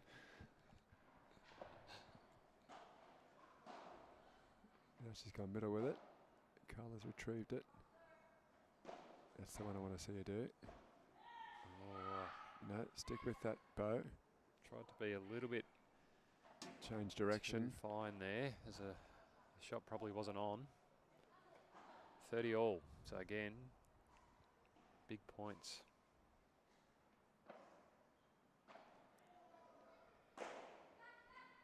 So they're going for that one a bit more, and Nerea, she's got away with that, Marcella. I think she did. Didn't quite get hold of it as she was hoping. New balls, worth the shot though, I think. Absolutely. Yeah, it's, well. Here we go, and again. Works so well taking on the game. Oh my goodness. That was in. I think that was all in play. That is. Nerea stopped for a second then. Doesn't matter now, obviously. She thought it went through we talked about that before, Rob. The steel structure up there's pretty imposing when the lob goes through the structure or near to it. It does. It's not easy to do. It's a long way up and it's a small gap, but I reckon it is about 15, 16 metres, is it? It's yeah, a long way. I think it is, yeah. I think it's 16 metres. It'd be the highest ceiling that ever existed, I think, in the history of indoor paddle. Would it be, Rob? It's pretty up there. Well, we'll claim it. I don't know if that's the case, but it is super high here. Pretty good place for a paddle club, Maddie, under a super high ceiling and on the banks of the Yarra, looking over at the city there. You can probably see that in the background of the feed, the Melbourne CBD, Marvel Stadium, where they big game of cricket going on tonight, the Big Bash T20. Oh, yeah. It's a strange sport for those in Europe tuning in fairly soon. It is, although I'll probably just give a quick shout out to the Melbourne Renegades who are playing tonight and Cricket Victoria who have actually lined up some tickets for the international players. Fantastic. To go across tonight. So there'll be a few very confused paddle players from all around the world wondering what the hell is going on, watching a bit of cricket, but it's actually a great structure to watch though, isn't it, too, the Big Bash? It is. As the name suggests, there's a lot of big hitting going on. No, absolutely. It's pretty entertaining and probably getting some of these players to sit down for a test match for 5 days might not be as easy. No. They should enjoy themselves tonight. We've got a few of the Swedes and the Dutch and British and Spanish players that are going to go in for a bit of a look. So yeah, big thank you to the Melbourne Renegades and Cricket Victoria for helping out with those ones. 2 all here.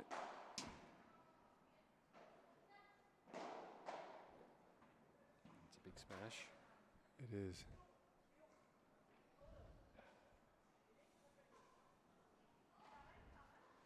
I think there's 33 points, FIP points here on offer, Rob, as we said before, for just making the semi-final, which does get you into the main draw, I'd imagine, and up there with the seeds for any other FIP silvers going on. A bit more competitive in Spain, but I mentioned before, there's a lot of big seeds here playing as well. Absolutely, and yeah, making the final is a real breakthrough, isn't it? In that respect, it means a lot to these pairs that play year round. Also justifies the trip out of here. and into here for these players. It's a much nicer plane ride home with a winner or final under your belt, Rob. Absolutely, absolutely. Might find some of these players upgrade themselves into business class on the way home. Would that be happening, do you think? Oh, you'd have to consider it, I think. That's a good hold there. That's yeah, it's probably not the usual way of travel. You wouldn't see too many paddle players turning left when they got on the plane. I wouldn't have thought, Matty. It's pretty hard to. It's expensive these days too, Rob. It is. It is. It's just checking our sponsors here at the moment, aeroplane sponsors, before I say any more. But yep. No, we're clear there. Clear for now. Yep. No, it is a bit more expensive, obviously, but you probably vacuum up all your prize money. I think it trip home. It definitely would. It's yeah, probably not. Perhaps keep that for travel budget for the for the next 6 months of the year. Absolutely, instead, potentially. It'd be interesting to see where most of these European players are heading off to after this. Whether they head back to Europe, or I believe there's a couple of tournaments in the Middle East off the back of this. So I imagine there'll be a few heading over there, and we even had Tommy, one of the top Japanese players who played this tournament, and he's heading over to Chile for a few tournaments. Right after this? Yep, straight off the back of this. So Tomiko, right. Interesting. Yeah. Is he playing some FIPs over there? He is. He is. So there's... Here comes the great Pep Stoner now coming in. We're just talking about you, Pep.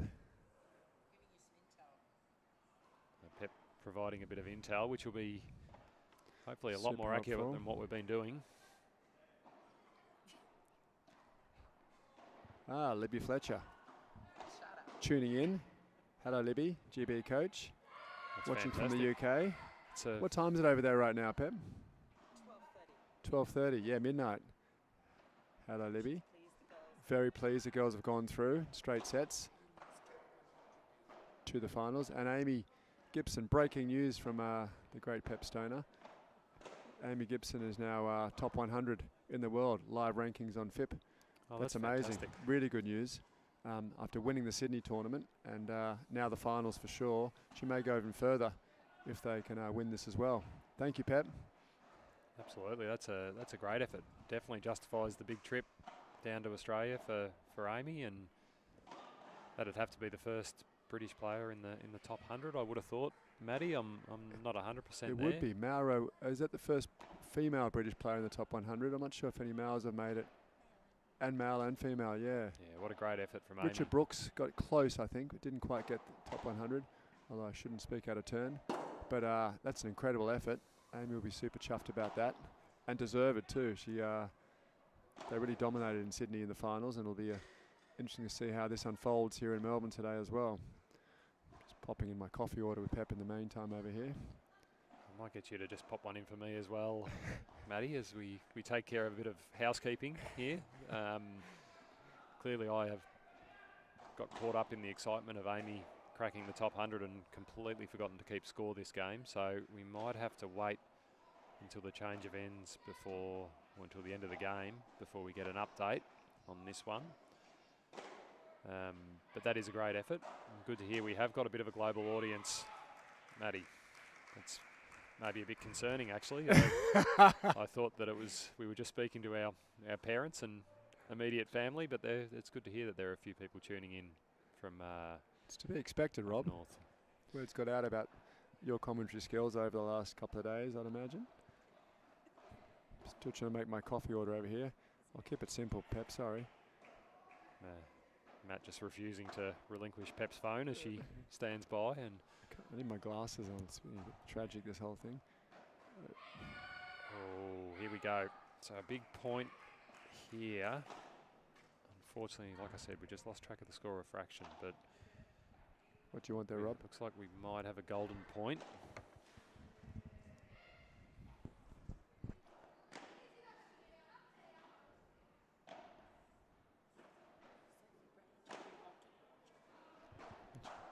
Did mention Soph before. Didn't mention she's taking part in the Bachelor Australia, but I did mention she's picked up the gold medal.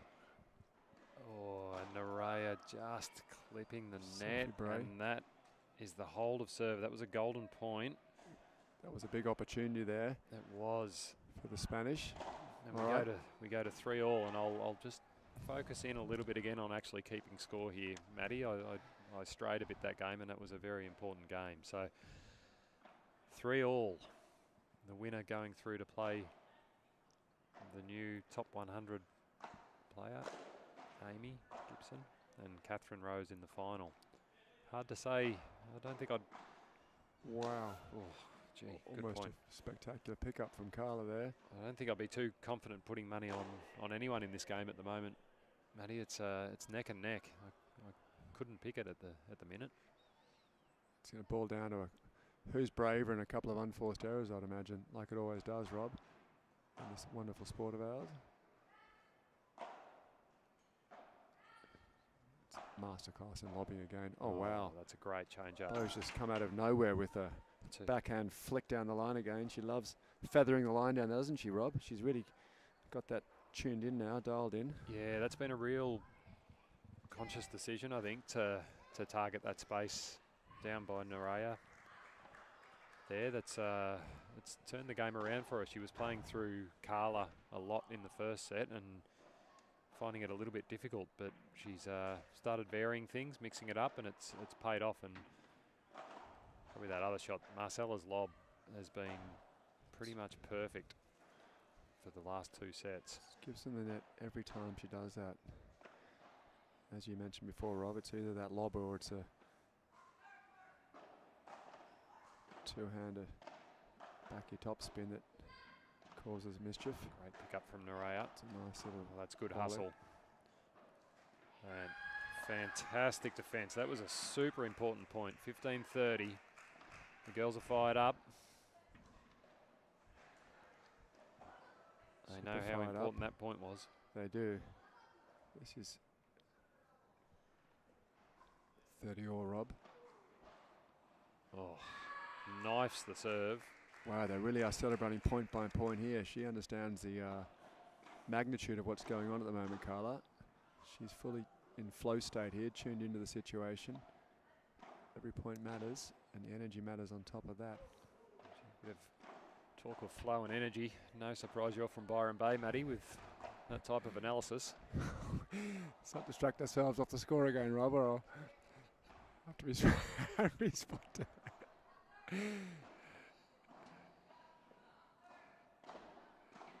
There's that. Oh, that's incredible defence. That is. Bo's got that. Oh. Oh, no. Wow. That was an incredible point, and then they just had that little bit of hesitation, bit of confusion. Both have said sorry to each other and moved on. They have, yeah, no. That's what a pickup from Carla there on the backhand. Bo absolutely knifed that Vibora, which we know is my favourite shot from Bo. Absolutely knifed into the corner, and Carla picked it up, and then. And I think we've got a golden point here, Maddie. This is huge. Nerea making sure. There's that lob again. Gets Marcella the net. Equally as good lob from Nerea.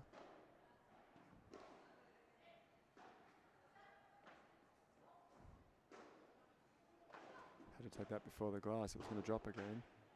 Oh, wow. Great pick up. Oh, there's that shot again. Wow. Look at this. What a half volley there from Nerea. And that lob again. Wow. Oh.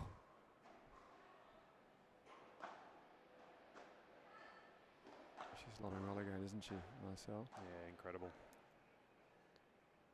No one really pulling the trigger here. All right, settling in. That's a good lob. Wow.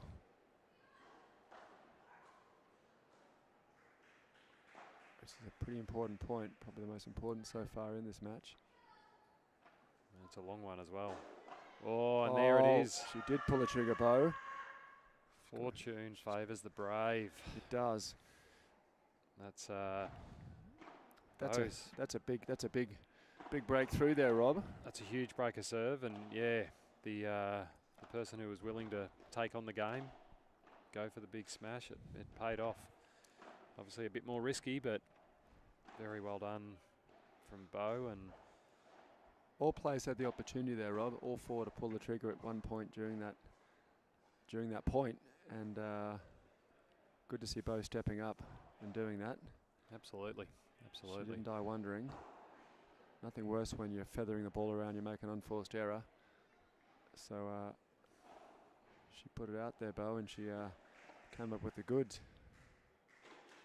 Well, it's certainly poised this one, so they get the break, but there has been a few breaks to serve throughout the match, so just expecting to hold serve and close it out won't be that straightforward, I wouldn't think. And just trying to get a score update. I think we've got 3-2 to Pol and Edu at the moment over on court 1. Incredible standard. Just being able to have a little bit of a look while the ladies change ends here. The standard of paddle on court 1 is out of this world. So out of this country, at least. Oh, it's definitely out of this country. It's probably somewhere in the middle of Spain, I would have thought, but it's super impressive over there. We talked about this in the final last time. Guillaume does like chewing that gum while he plays. It keeps him nice and calm and centered. Oh, does he? Don't want to get back in the Byron Bay world again, but he keeps him in his flow state, Matty. Flow state, centered, and really focused, locking in, Rob. It's an important part of the sport. So easy to lose, like we do in the commentary box. Get distracted every now and then. You need to lock in and remain in that flow state. Should do a bit more of that ourselves, I'd imagine. Absolutely, absolutely. We're letting the mind wander a little bit here, but we'll be locked in now because it's 4-3. Marcella and Beau up a break, and we're going to see if Carla and Nerea can make some inroads here on Beau's serve.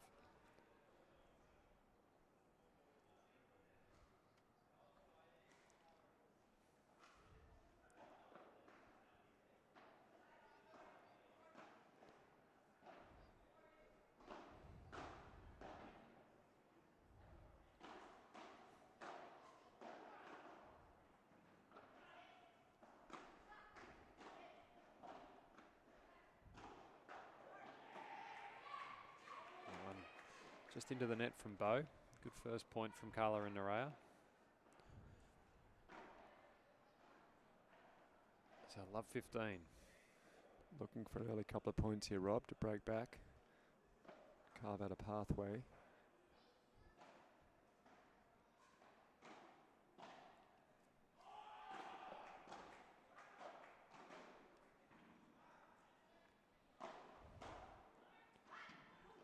Going to drift long.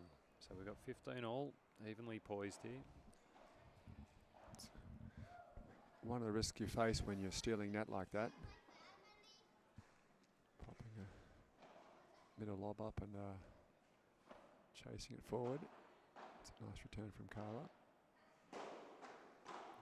Wow, that's good defense. That was an amazing pickup from Nerea. I don't know how the Carla and Nerea are still in this point, but they are, and they've got control of the net. It's lovely for Bora again.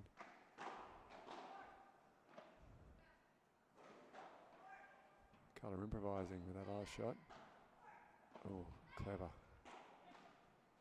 Oh, wow. What a point. Gives Pep with the well-needed coffee. Thank you so much, Pep.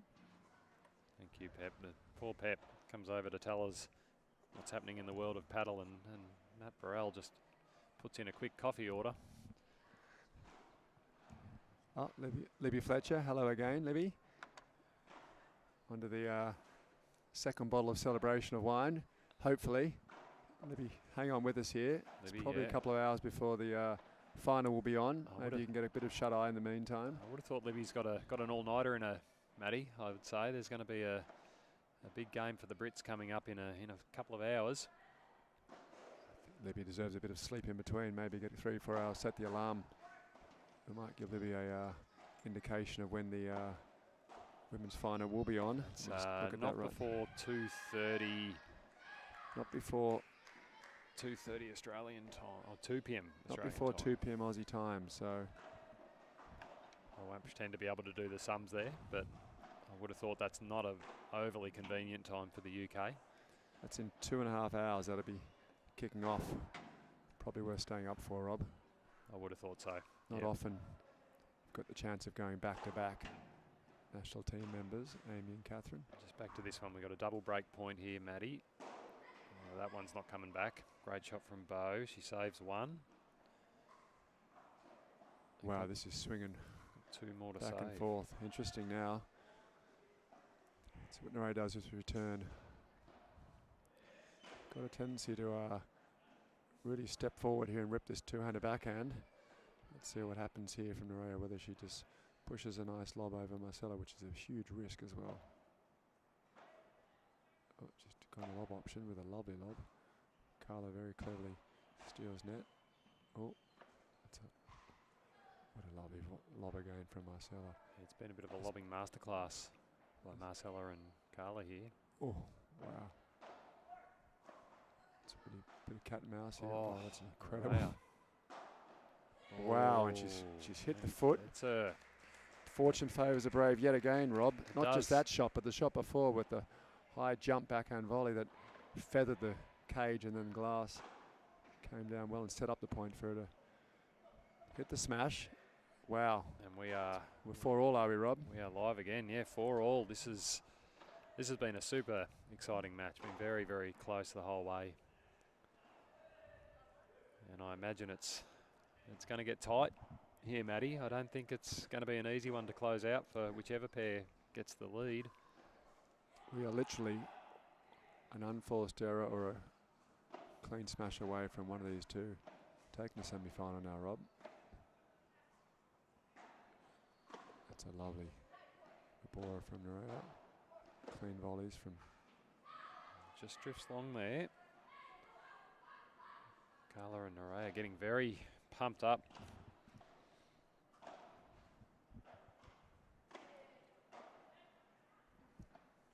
That's going to... Oh, she's done it. Unbelievable athleticism there, Rob. Middle. That's another perfect lob again. That's the ball I like. That's a lovely shot. Did well to dig that out. And that one's not coming back though. Wow. Marcella very good at closing out those ones. It's tough to lob too, Marcella, with the height and with the big smash. It makes it really tricky and difficult and risky shot. 15-all.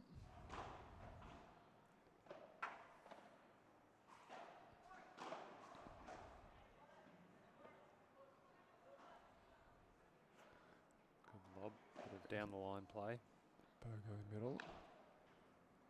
Pushing Naraya back as best she can. She's waiting for that opportunity to pull the trigger, hit the big smash, which has worked so well for her. There it is. But Carla, It's paid dividends, Rob. I think she's probably 80%, 70% on that. yeah, it's really turned the match around, that shot. It was probably not working for her as well in the first set, but since she started being more aggressive and taking the game on, it's made a big difference. Here we go. Great pick up from Bo there. 15:30.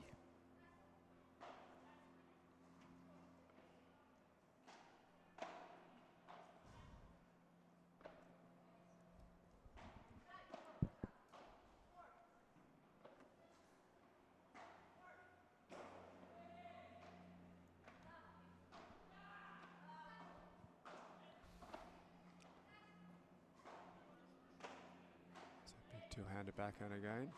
Marcella, Naraya with a wow. Lovely pick up from Marcella again. Carla middle volley. Naraya going line. Great pick up from Bo as well. Here we go. Back the Dutch pair go. Oh, good hands there. That was a hard hit smash from Carla. Look at this.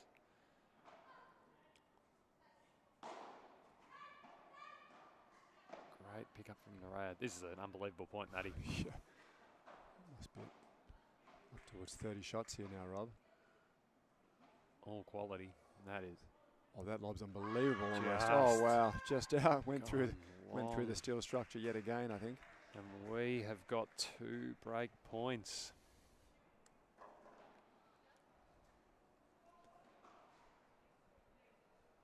This will be the 3rd break of serve in a row as Dom Bouchard just wanders over to the box, and Dom Bouchard does go past he to the box. he's ready. He'll be on next on this court, so he's like a coiled spring. He's poised and ready. But back to this one, 15-40. We've got double break point.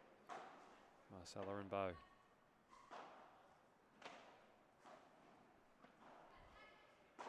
Oh, the topspin forehand. Wow. So well played from Nerea there to get out of trouble. There's that Beau. Gee, every point is quality at the moment, isn't it, Matty? She's locked in with that Vibora now, Rob.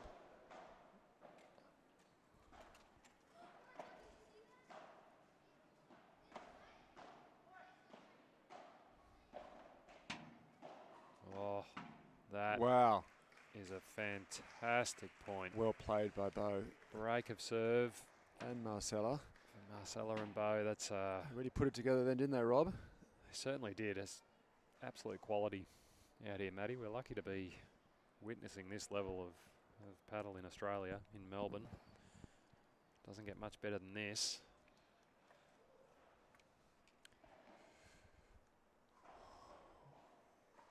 Here we go. So the Dutch are serving for the right to be in the final now, Rob. Absolutely. Serving for a spot in the final. It's never easy to do, though, particularly in paddle. You don't have the advantage of the big serves like you do in tennis. Like I imagine Marcella would have had a bit of a big serve. With that height advantage, yes, you can imagine so, and a smash the way it is. And that was a bit of thunder in the background just to raise the drama. Wouldn't be Melbourne without it, Rob. No, we're going to have a little bit of a storm coming through. It was predicted. I might have a quick look at the radar. Not that that'll impact us here under the roof. Might just scare Does the wind pick up normally with a storm coming through, Rob? It often part of the can. package? I don't think it is predicted to today. We'll have a look at the old Bureau of Meteorology here, and the weather map is looking like we are going to get a little bit of rain very, very soon, actually. So it looks like quite a bit of rain. So that will be interesting.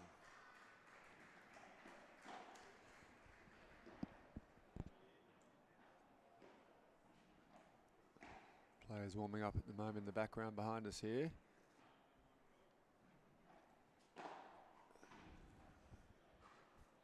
Dom and Max, the golden wrist, watching on the warm-up.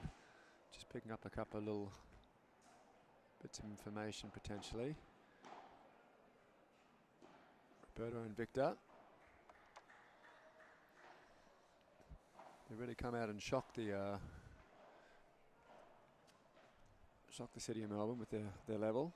Here we go, Rob. We're back live here. Serving for the match. Dutch pair. The storm might just be about to roll in. Can hear the rain on the roof now, and that is the first point. 15 love. Got your storm prediction on point, Rob. Thank you. Yeah, I got one thing right for the day, and it was weather-based rather than any sort of paddle knowledge. That one's long, and they've got the start they wanted. Love. First 2 points, 30 love. It's now or never for Carla and Nerea.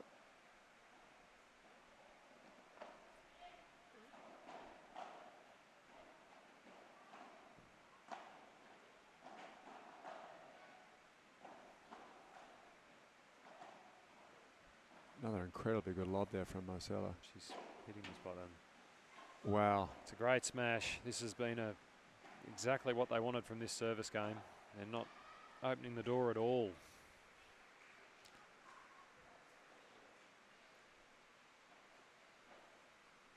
Four match points now, Rob. Oh, Wow, what a pickup.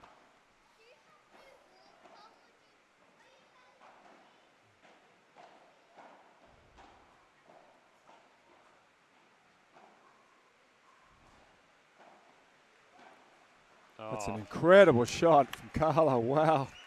amazing. What a way to save a match point. That pick up from Nerea earlier, and then beautiful cross-court angle from Carla. As the thunder starts booming overhead, adding to the drama of the moment, Maddie. We've got a second match point. It's all happening here.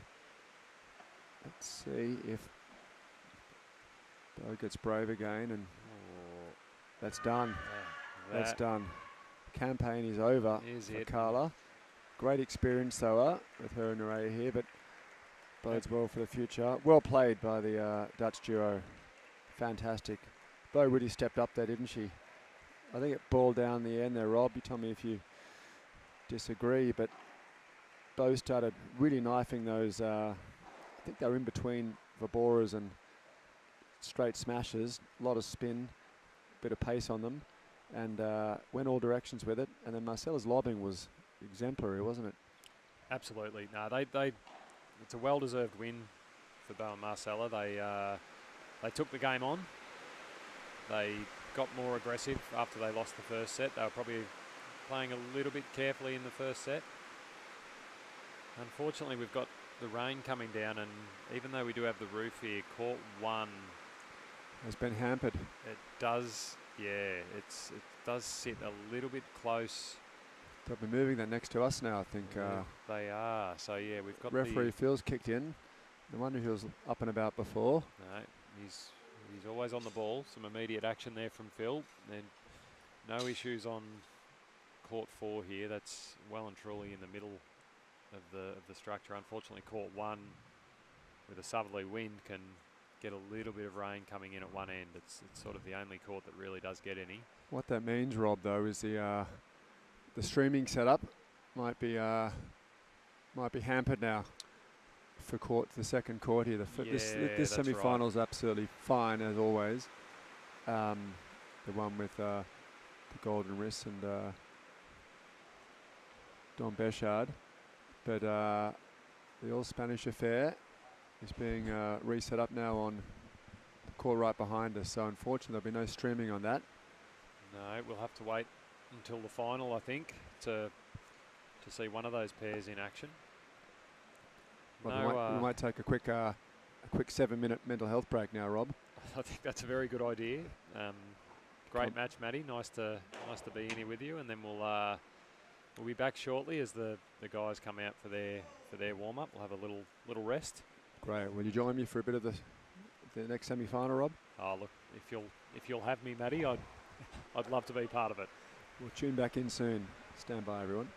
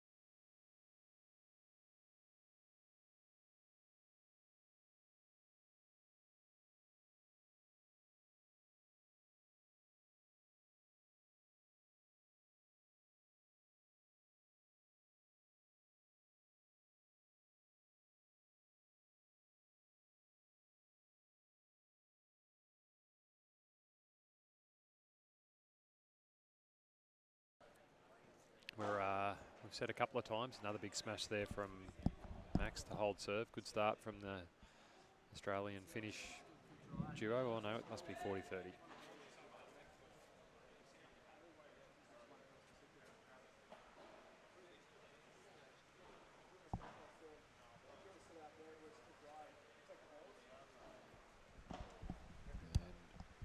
Max just missing that one. He didn't miss too many of those yesterday against Jonas Bjorkman and Sam Ashenden, but we've got a golden point, so break point opportunity for the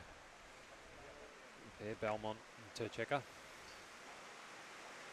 Let's see what happens. And the rain's coming down again, so you may have a little bit of trouble hearing us, which might not be the worst result for you.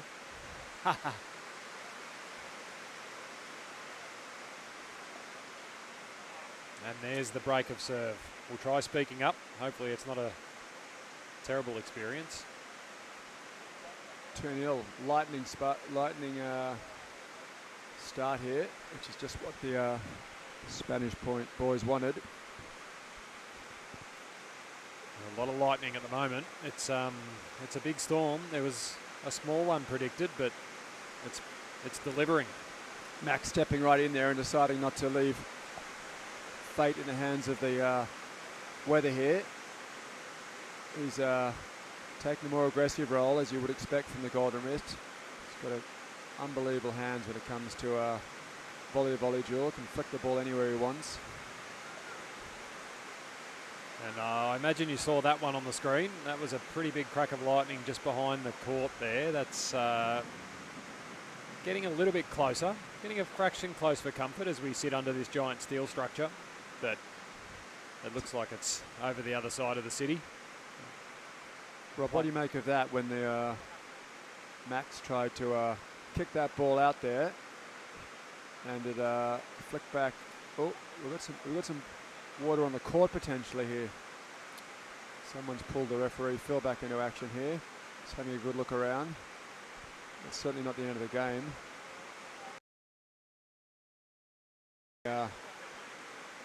Ability for it to all plays stopped here, it looks like, on both courts. I think they're worried about the lightning striking the steel cage maybe.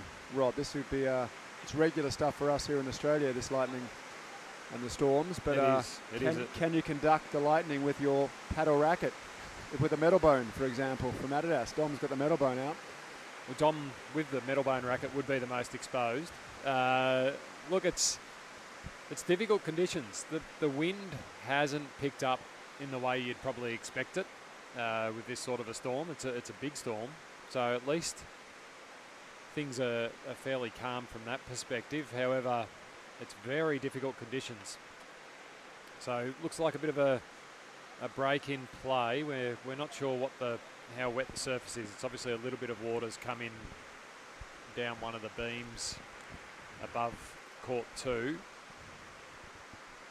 And they've stopped on court 4 behind us as well. I'm not sure why. That might be lightning, I think, Matty, more so than... Just precautionary measures, I would imagine. It's a little bit scary out here right now. Just another day, a day in Melbourne for you, Rob. But for those a bit more precious, like myself, it's a little daunting out here. It is. It's it's been a few hot days back to back and tends to build up a little bit and breaks in a storm every now and then. Not a great start for the Australian Open, Matty, unfortunately. No, not at all.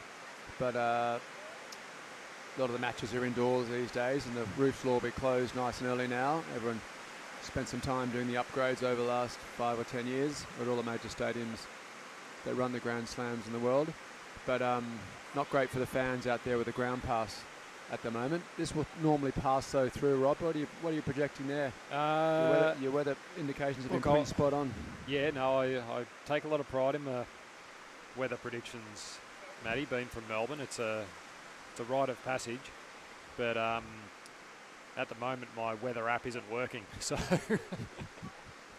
I'm unable to cheat.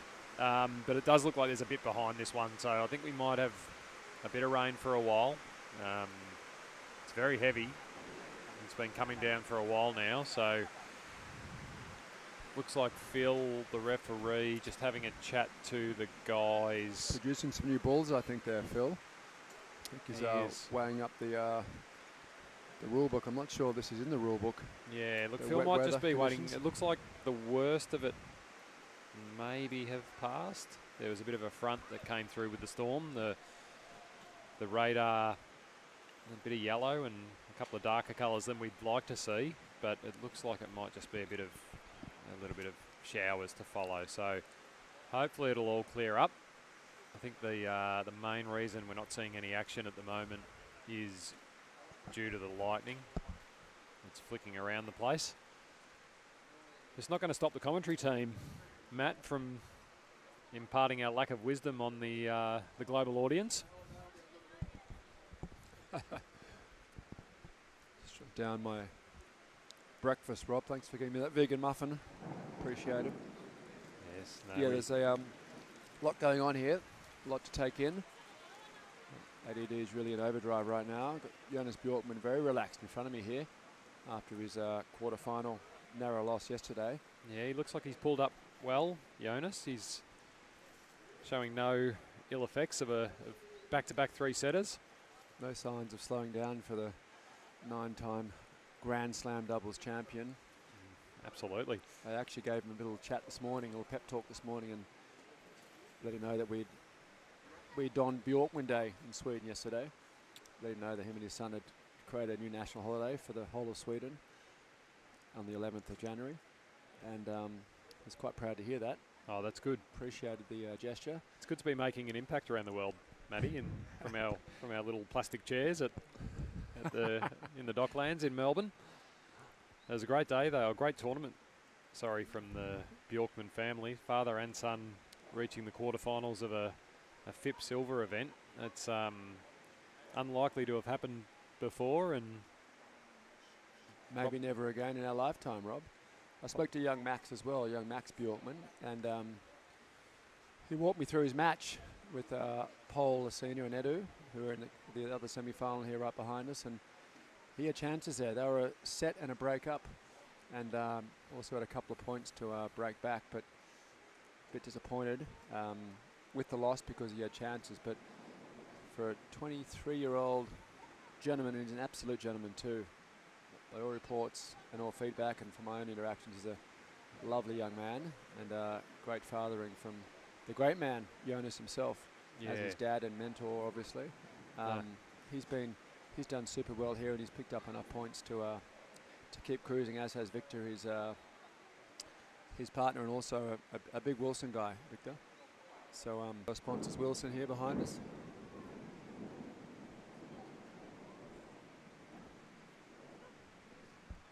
Absolutely, Matty. No, they are. They're terrific kids. The two young Swedes. Victor only 17 years old, and Max a little bit older, but yeah, lovely young fellows, and great result. That'll what does that pick up for them, Matt? Is that 11 points, I think it is. Yeah, that's a good result. That's worth coming to Australia for, I would have thought. That'll get them into a lot of tournaments back in Europe, and obviously Sweden has got quite a few FIP events now, and the more points you can pick up, the more you can push up that ranking, the better your draws and the better the opportunities come.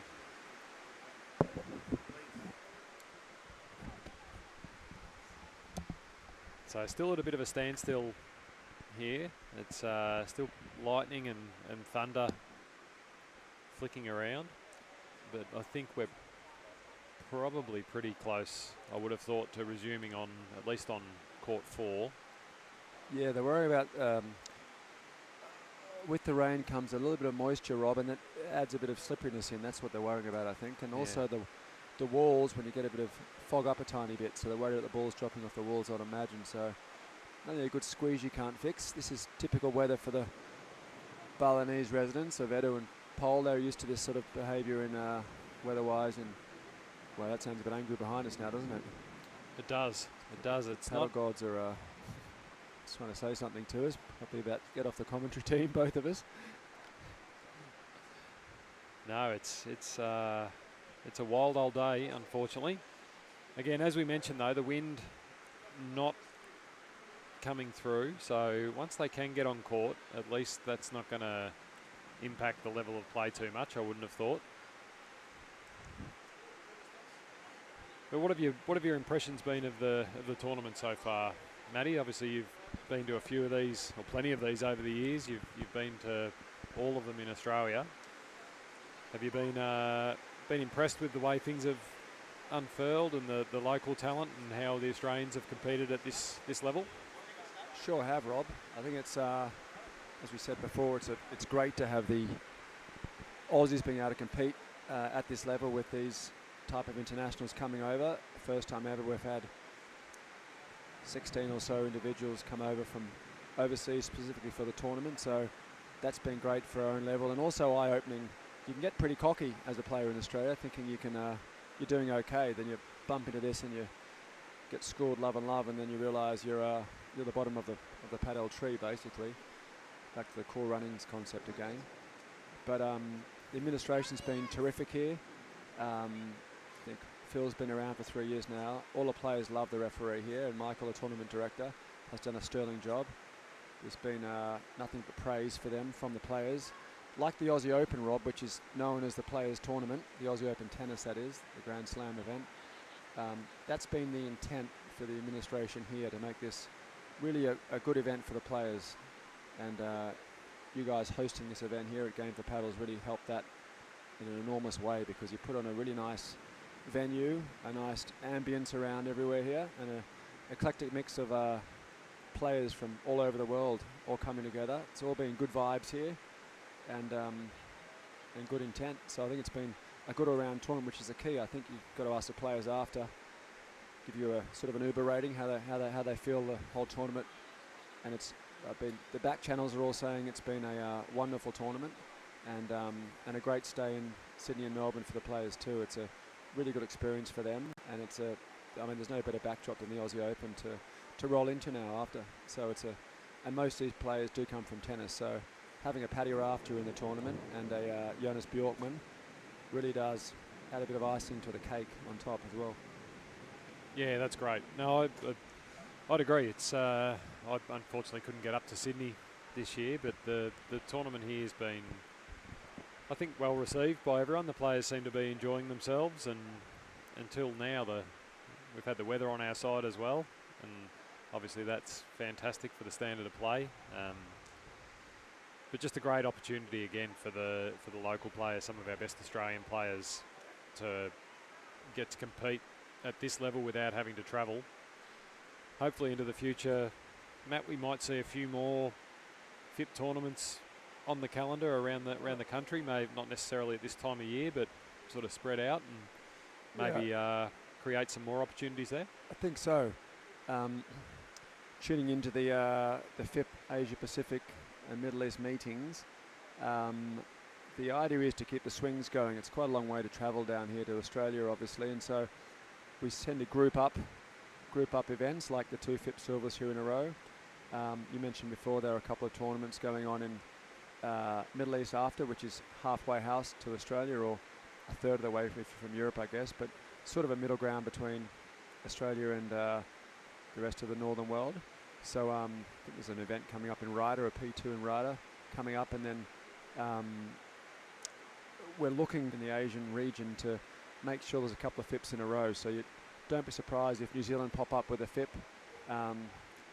We noted yesterday, Indonesia now a FIP country, which means some FIPs can appear there as well. Everyone loves a good trip to Bali, don't they, Rob? They do, and they've got some amazing facilities over there. It'd be great to see them start to host a couple of events at the world class. And the Philippines, I think, hosted one in the past couple of months as well. Sure did. Shout out to Elena over there, doing a great job as the CEO / chairwoman of the Philippines Paddle Federation, president I should say, and CEO and chairman also of the club there in Manila. So she's been a real bright light for the region, leading the way there, and fantastic too, supporter of women's paddle. So she's brought a lot of women into the game in the Asian region. So between her and Pep, they do a great job in building that out. But yeah, just going around the Asian countries there, we've got, I think there's now 16 countries that are considered official FIP countries in the Asia Pacific Middle East region, and a couple more coming through as well. Organised so players can go, as you mentioned before, Rob, to Manila, then they can jump off across to Malaysia after that, for example, jump over to Kuala Lumpur, have a FIP tournament over there, and then head around the region there. India had a FIP last year. The Middle East is now driving that. Saudi Arabia, Oman's going to have ones coming up soon as well. They're on the radar as well there. There's one right at the pyramids now. You probably saw that. And all the socials go out there in Egypt, which is fantastic. So I do a P1 over there or a P2 in Egypt. So the schedule's action-packed for this year, and we're trying to group up the events so players can just you can do a sort of all the FIP tournaments and just cut it by the Asian swing, if you like, and try and group those together. So all the players, and there's probably 6 Aussie players that would want to jump around on that tour, I'd imagine. But together there's enough players in the Middle East region now, and Asian and Australian regions, Pacific regions, to warrant having, let's say, 5 or 10 FIP tournaments across the first couple of months of this year. So it makes sense for players to do that. Travel costs are the biggest impediment for people travelling, and accommodation costs, so that if you group those up together, it makes a lot of sense. Just like they do in tennis, grouping up by or creating swings for different regions. Absolutely. That's exciting times ahead for the region and for the Australian players. It certainly would make things a lot easier, I guess, financially, but also from a travelling and a time perspective, if they're able to play these international events only a 6 or 7 hour flight away, or 2-hour flight from Perth to Bali. Yeah, yep, that's a good little advantage for the Perth-born players like Sam Ashenden, who made it through yesterday to the quarterfinals here. So Sam, Vuk, who we got here? Zach came over, Danny Usher, quite a few Perth players came across this time, and the ladies, of course, as well. Rachel, Penny, and quite a few others. It's a big market over there in Perth. Yeah, it's always great to see. Quicker to get to Bali than it is to Sydney for them. It's amazing, isn't it? Or Melbourne, yeah. I'd probably know where I'd be going as well. Sydney's a lovely place, but they've got some incredible facilities over there in Bali now. That growth rate, Rob, over there, just to quickly tune into that. They've got over 100 courts now, and that's all happened the last 3 years over there in. But that's Bali alone. Forget about Indonesia with Jakarta and a few other cities also popping up there. Islands are popping up everywhere now with paddle courts through Asia. Maldives, that's where Jonas and his son Max were before they came over here. Seems to be now that the major hotel chains are slotting in paddle courts as standard practice. I know Club Med have done that, and the other ones are doing that, following suit, I think. Soon it'll be very normal to see paddle courts there, based on the customers coming out of Europe, South America, and now Asia. It's expected to have a paddle court there, and it's a little bit less space to take up as well than compared to a tennis court. So you might find a nice combo of paddle, pickleball, and tennis all in one region now, and that's been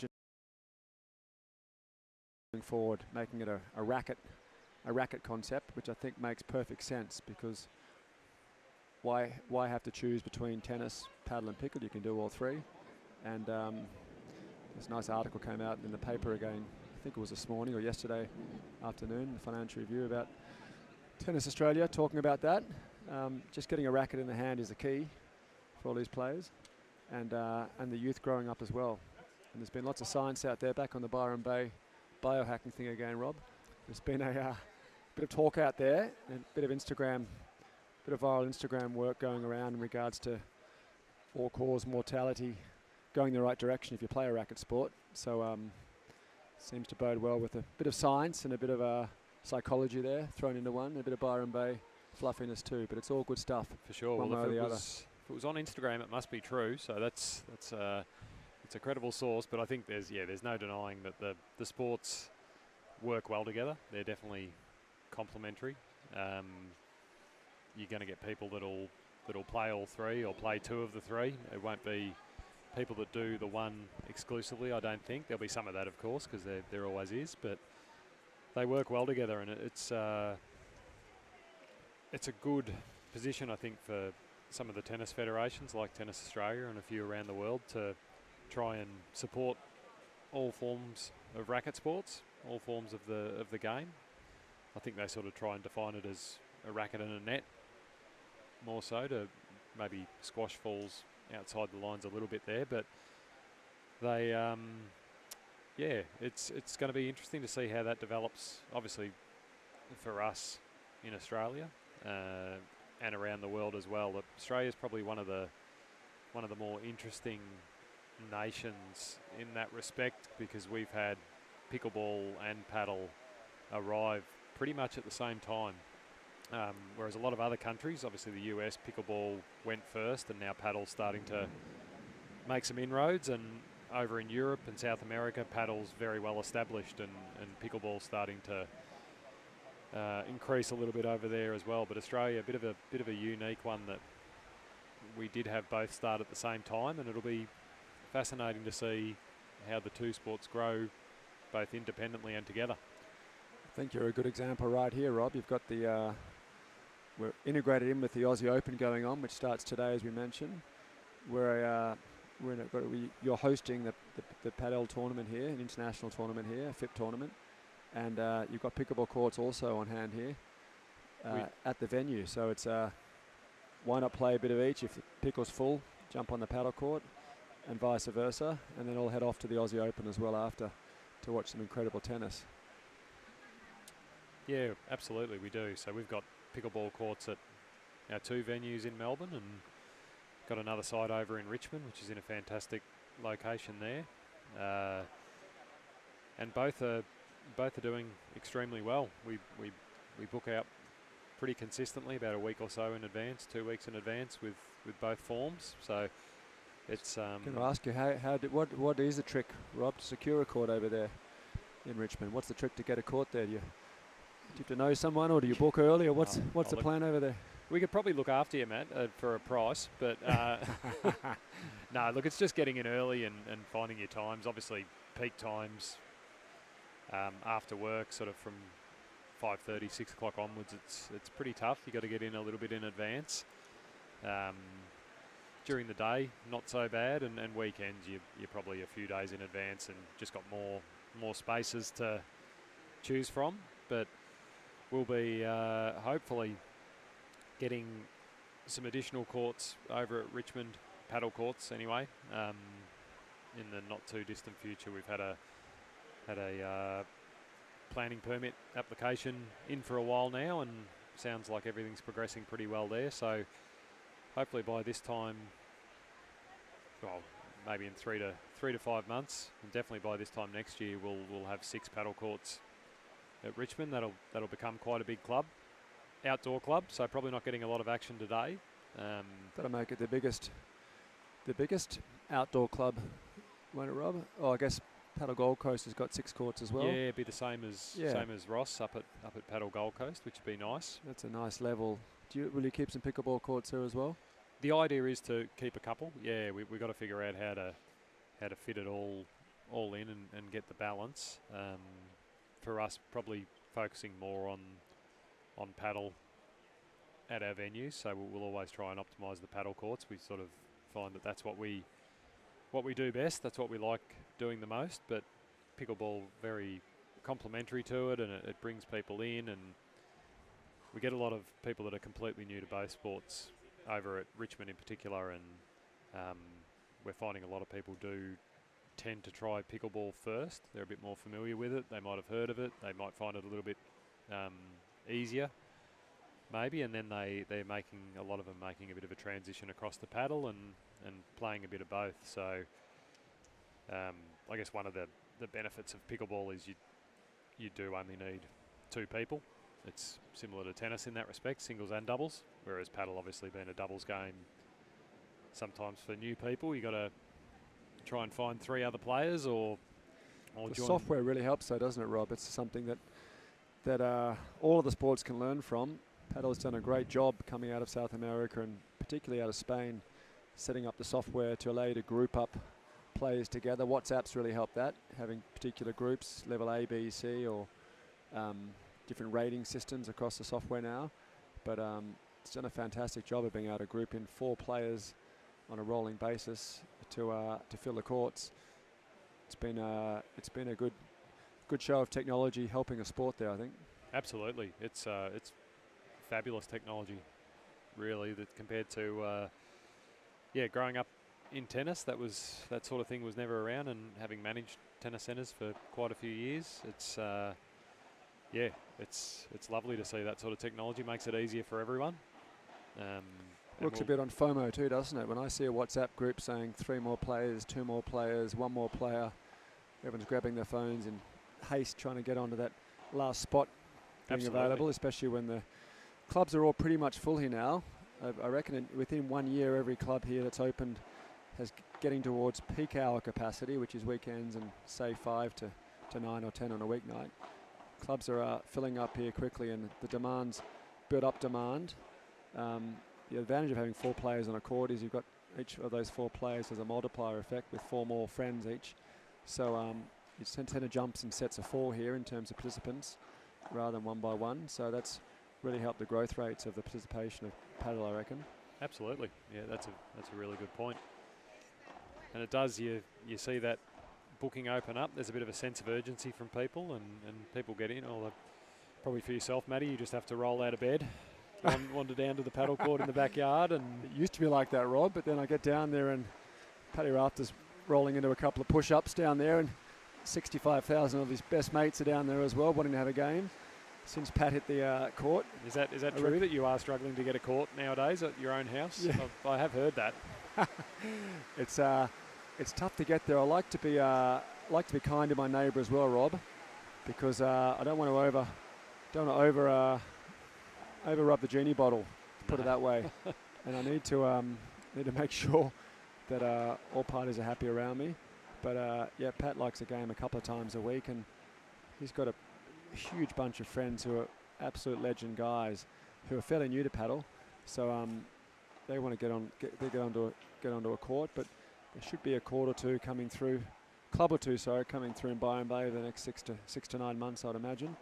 That sort of relieves some demand stress from my backyard, and I can take my bedhead down to the court and have a hit myself. Absolutely, maybe. Yeah. Get back to going and watering the plants in your undies of a morning without fear of scaring off a few paddle players. That'll be a relief for you. There's my neighbour and my girlfriend and my ex-wife, I'd imagine, that one. But yeah, no, it is actually lovely being on. Jokes aside, it's a real privilege to be able to nip down to your own court and have a hit. And now there's no problems getting a few hits up there. And a lot of the Gold Coast guys come down. It's an easy 1.5 hour drive for them. They make a day of it. Hit the beach a bit, play a bit of paddle, take an ice bath, and head back to the Gold Coast. So so my pulling power is about 1/50th of having Pat Rafter have a game. I thought it was my paddle skills that everyone suddenly correlated the idea of everyone to play all of a sudden in Byron Bay with the same time that Pat got into paddle. So there's no mistake there, I'm sure. Well, hopefully you can take a bit of the credit for how quickly he's picked up the sport, mate, because for a person that's 18 months in, it's been a pretty quick learning curve. He's doing incredibly well, beating the top seeds in this tournament, the Portuguese pair with his partner Marius Zelba, who's one of the best players from Australia, based over in Spain. Yeah, Pat has really taken to it quickly, and as you'd expect, I suppose. It's funny, it doesn't always work like that. We were discussing before the tennis players and some of the bad habits can come out. Pat probably spent 3 months straight every day making sure he lets the ball go to the glass and being super disciplined about that. A lot of tennis players just don't have that discipline. They'll half volley their way out of everything because it's always better than coming off the glass for the first couple of years even, probably.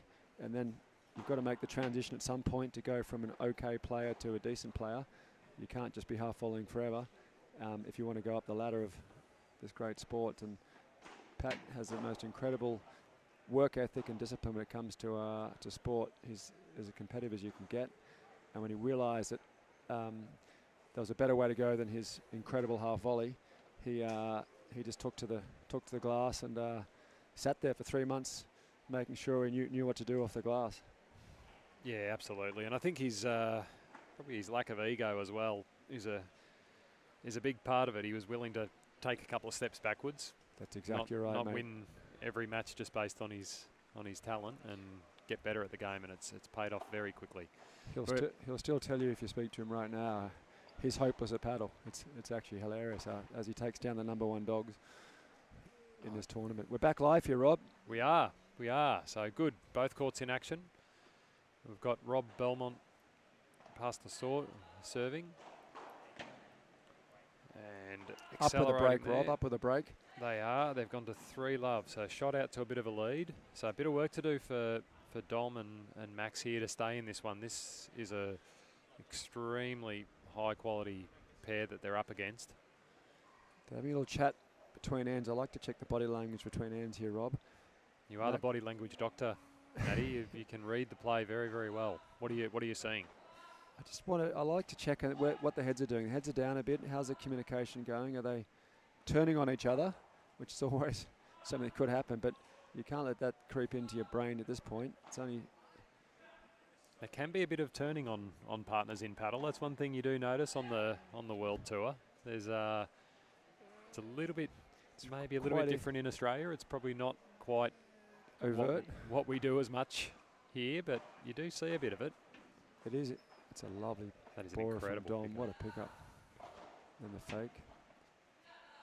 So the pair here, Belmont and Turchek, are both playing on the Premier Paddle Tour as well as obviously the FIP Tour. They've had a lot of success at the FIP level,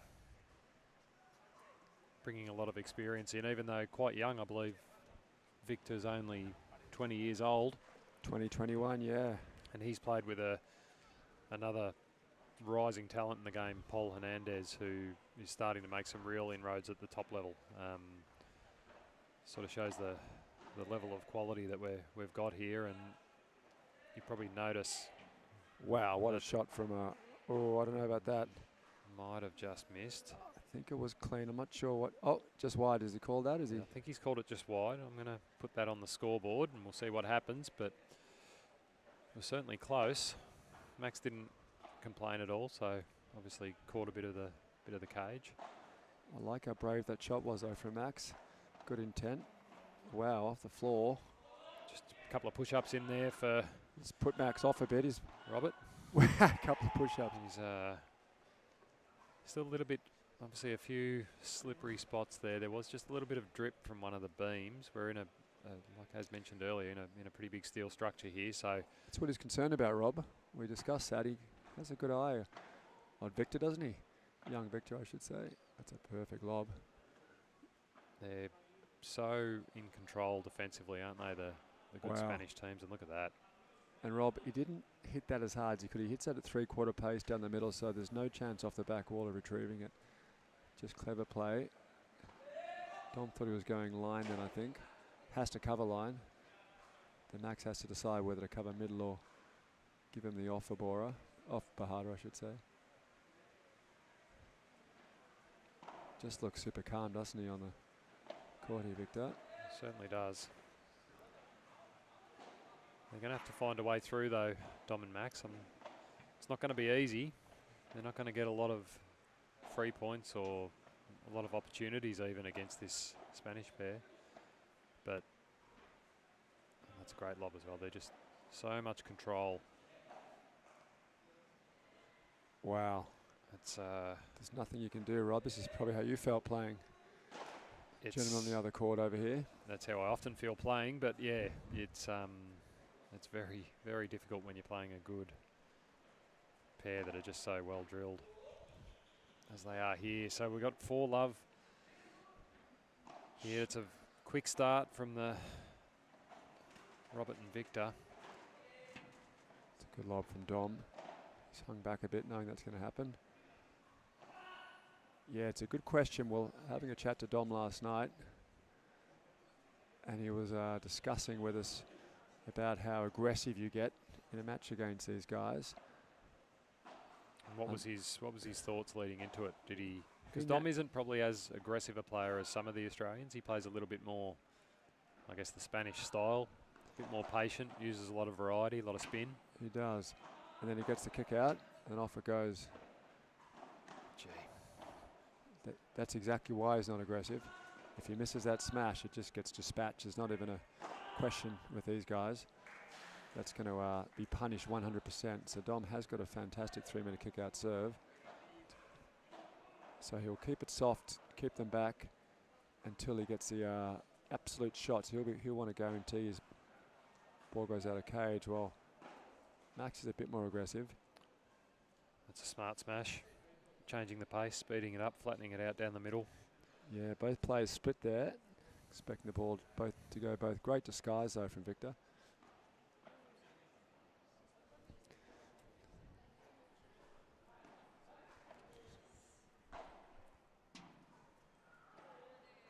And there's game. So Victor holds serve.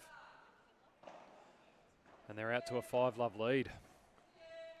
Pretty convincing start from the duo from Spain. And we might try and get a bit of a score update. The other semi-final has also started. So we've got Paul and Edu against Joel and Guillem. They've been going for a little while. I think the Joel and Guillem, the pair that won Sydney, got the first set, but it's certainly tight in the second. So Matty just going for a little bit of a peek. He's going to see if he can get a score for us. Hopefully there's a bit of a live stream coming through somewhere for that. You might have to check Game4Padel Australia Instagram if we can't connect up to FIP's YouTube channel. Just with the difficulties with the rain that came through, it does unfortunately sneak into court 1 here, which is a bit of a shame. So they did have to change courts. It's a high quality match though at the moment there. Very, very impressive. And welcome Matty back. And have you got a score update over there, Matty? No, I didn't. No, of course I did. It's Matty he does got get distracted with networking. He's a real networker. He wanders off and he comes back with 6 different conversations.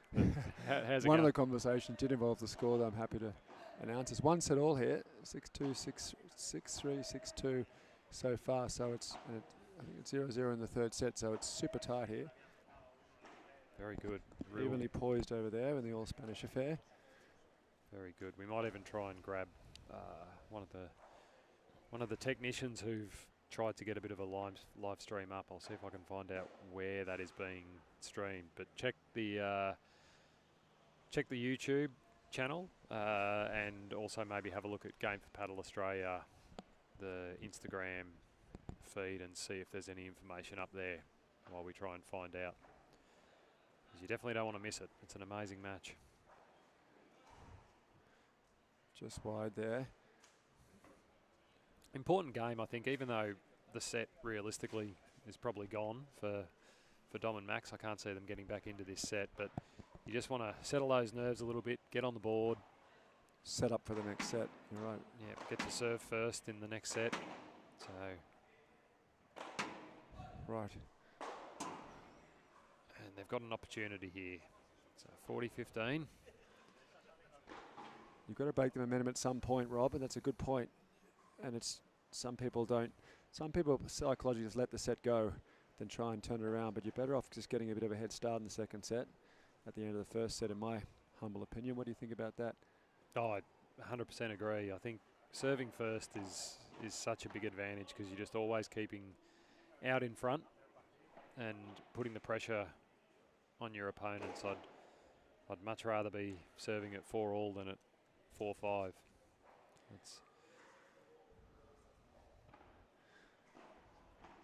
Looks like I just made a bit of an error in the score, but I think it's 40-30 now. That defense from Victor is pretty special. But he's missed that, and we're on the board. So good job from Dom and Max there. That's Max just telling Dom to give that a bit of a block, I reckon, in the future. Yep. Just block them back for now. That's an incredible drop shot. That is. Victor's really got a fair bit of touch. Playing all the tools at once, I think, Victor, right now. Just getting experience out there. Again, he's 20 years old, so youngest player on the court. Max being 38 in contrast, and Dom around 27, I think he is. I'm not sure how old Robert is. We might see if we can find out. He's definitely baby faced, but he might be a little bit older. He looks young.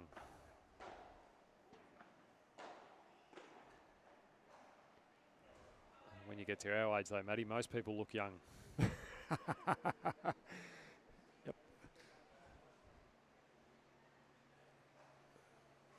A sun-weathered 47-year-old male looks young to me, Rob.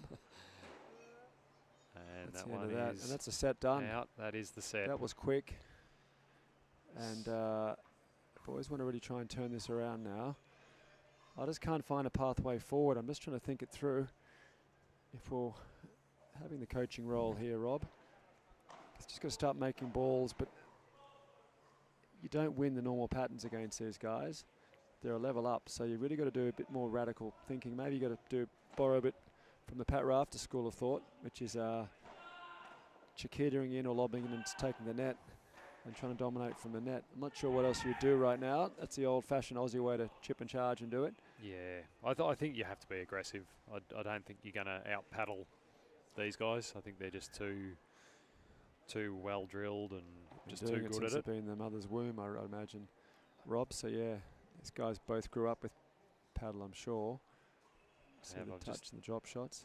Just confirm that Robert is only 20 years old as well. So two 20-year-old players here. It's very impressive. So it turns out he wasn't baby-faced. He's just young. But that's a good clarification. No, that's very impressive. So, I mean, from what we've seen so far, you'd have to say pretty bright future for these guys. It'd be surprising not to see them win the tournament potentially, yeah. On the world stage in the future years in Premier Paddle and in some big FIP events. There's a lot of talent. 62 points on offer here, Rob, for the winners. So it's a pretty big number and definitely worth a trip out here. Some are questioning if they're going to play, why they're only playing one event. And a few more players in Melbourne than were in Sydney for these two events. Yeah, look, I think the Sydney one does start straight after New Year's Eve. Yeah, straight after New Year. So that just makes it pretty challenging for flights and to be honest, pretty expensive. You want to get in early and book those flights. If you leave it a bit late, they go right up. Sydney's a pretty sought after global destination on New Year's Eve, one of the biggest fireworks display in the world. So it makes it hard. So maybe they just thought they'd spend the new year at home in Spain and get themselves ready for Melbourne. Seems to have paid off so far. It's a lovely ball from Dom. Well done, Dom. That's about being a bit more aggressive again, like you called, Rob. No the Midas touch here from a commentary perspective. Yeah, we've got a few things right today, which is unusual for us, but yeah, maybe just changing and going down the line a bit more from Dom, seeing if that has any effect. But they want to get this game. You want to get off to a start, get a bit of a lead. Here we go. So 30 love. This is what they're after. So yeah, if they can just push out in front, you never know.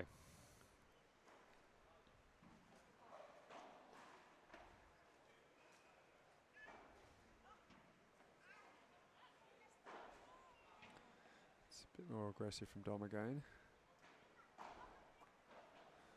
Dom staying up on the net. Good ball. Yep.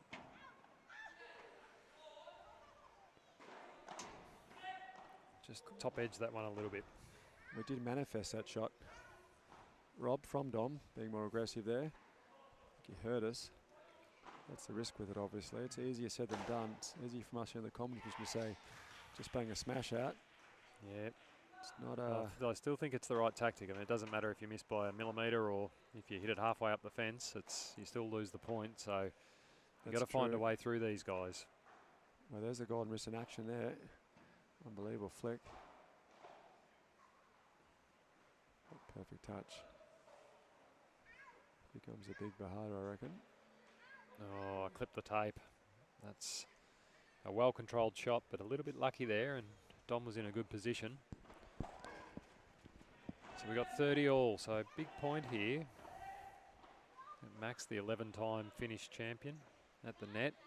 See if he can find a way through Robert and Victor. Dom doing a good job at just holding them back. And the fake there. That's out. Well done. Dispatch from Max. Good patience, guys. And It's a fine line between hitting the ball too hard, Rob, when you're on the net. And Dom's done a good job, actually, of just keeping the ball deep. So there's no way of sneaking into the net. As they take on a half volley on Dobbs. Super spinned up Vibora.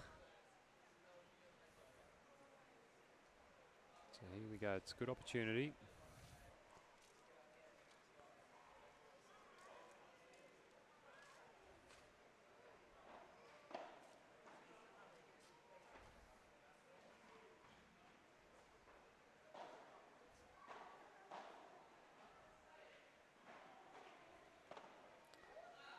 Bit of a short lob there from Max.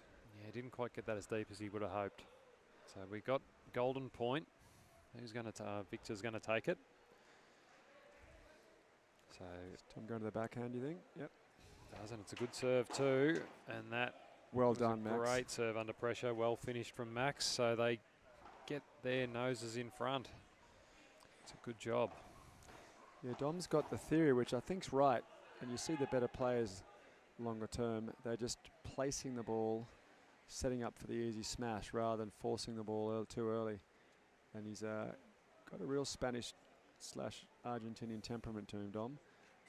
Pretty cruisy on the court and got all the skills. He does. He's very relaxed player, almost casual the way the approach that he takes, but extremely talented, and he's still a hard worker. Here we go. Oh, that is very good reflexes from Victor. Fair call. He flicked his finger or something there. Okay. Just in a good position there too. Good defense from Victor on the net. Max was coming in pretty strong there. Let's see if they can make some inroads here. That's there's that wrist, Matty. that's That wrist that we've spoken a lot about. And Max managed to flick that cross court from there, and Victor was onto it knowing the golden wrist would have that shot and played a very delicate drop shot for the win. That's really smart, knowing Dom's pinned back in the corner. Pretty athletic as well, I would have thought. That was 2 to 3 metre jump height there, you think, Rob? At least. certainly got off the ground. Oh, that's just quality, isn't it? That's where you attempted a half volley that ball, because that's a difficult two-glass for Bora, like we saw Bo in the last women's semi-final. New balls are coming out, Rob. Oh, okay, yep, that's good. Got the new balls, so after 7 games. We do also have, because it is raining a little bit outside, the some of the balls that go out on the riverside can find their way to a wet piece of concrete. So it's hopefully won't be too much of an issue, but you don't want one of the balls to get wet. It does change the. Need some ball boys here, you think, Rob? We do. I probably should have got the young fella Tom down here today. He's Is he at home listening to the commentary right now? He's actually down at Phillip Island enjoying life at the moment, but he would have loved being down here, being a ball boy. Tom would have taken that responsibility very seriously, as you know, Matty. He's a lovely young man. Wow, that's an incredible return. That is unbelievable, isn't it? Dom gives a wink to the commentary box on that, saying just far too good. Past the point of being upset about it, just smiling. No, he knows he's got That's a lovely ball from Dom. But geez, they did. Oh, stop it. It's good to see he can miss, even if it was a behind the back scoop off 2 walls, barely above the ground. He still nearly made it. Okay, Roberto with it. Here we go, where's this go? Goes middle. Wow. It's just pretty relentless pressure, isn't it? Every lob's got to be perfect and every smash has to go out or you are in big trouble here. It's play that in. Tom's gone the fake. Gee. Oh my goodness. That's Dropped that round the corner and flicked it back through the middle.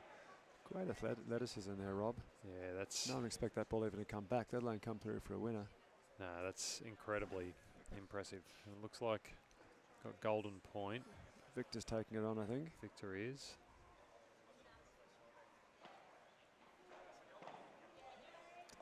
Max isn't going to pull the trigger again. It's a nice volley from Dom. And that's the break of serve in the second set. So Dom will be a little bit disappointed with that smash, but I think it's... He will. He's got to red line every single ball though, and it's difficult to do. It's just, yeah, you're going to make a few mistakes when you're just under this sort of pressure. Have to do everything incredibly well. We're 3-2, Rob, over there on in the other men's semi-final. The all-Spanish affair. Yep, and Edu has just popped one out with a lot of ease. There's Yamaha Sports Club. They both play and coach out of there. Paul and Edu wearing their matching outfits here today.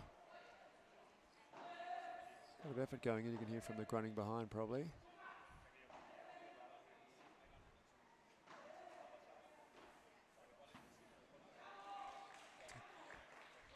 So yeah, Great ball from Joel down the middle.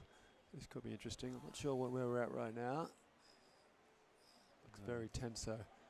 It's either 3-2 or it's 3-all. Back live in our match over here. Rob, let's not get distracted again. no, we've had a few lapses, but for the most part, we've stayed on point, Matty, which is a good effort for the two of us. To give ourselves a bit of a fluff up. Oh, it's a bit slippery there for Victor. It is, it is. Every time he slips though, he wins a point somehow. It's 3 in a row now. Yeah, it hasn't affected them, that's for sure. It's interesting. He really looked out for that slipperiness. He was the only one looking at that. When one drop did come down, Victor pinpointed that, and it has affected his ability to grip the court here.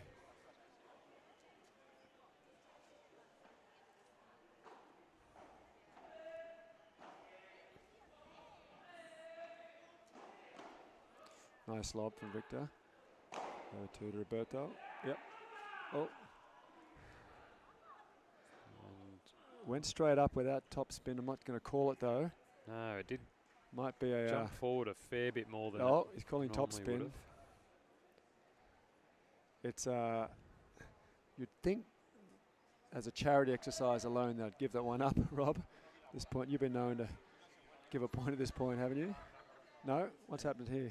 No, I think they might be playing it again there, which is probably the fair result. fair It enough. was a real 50-50 one that. I couldn't tell which way it went. Dom certainly didn't mean that as a winner, did he? No, I don't think he was trying to hit a winner off that lob, but it's hasn't had a big impact. Out to 40 love. And that is into the Yarra. There it goes. So down to 2 balls. Phil, the Tennis Australia referee, Padel Australia referee, will be hustling to get a third ball out to the players, but that one certainly won't come back. That'll be heading out to Port Phillip Bay.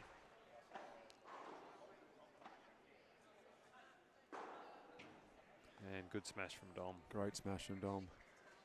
So they've got to stay in this. They've got to dig deep, find a bit, and keep the pressure on. You never know. Things do swing fast in this game, as we all know. That's a nice volley from Dom. They do, and it's much easier to have a lapse when you're in front. That's true. Particularly when you're in control. So if they can just keep the pressure on, anything can happen. Berto found a smart way of sneaking the net then again. Very clever play.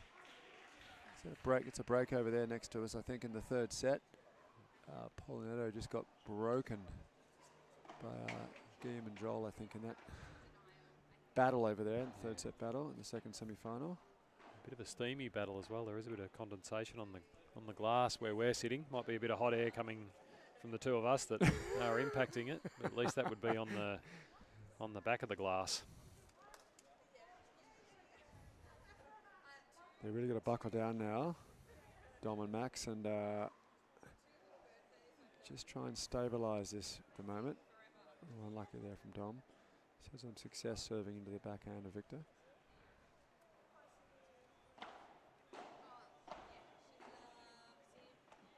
That's such good defense. It's unbelievable, isn't it, to be able to do that? That was a quick volley that came his way. Still in that again, the boys.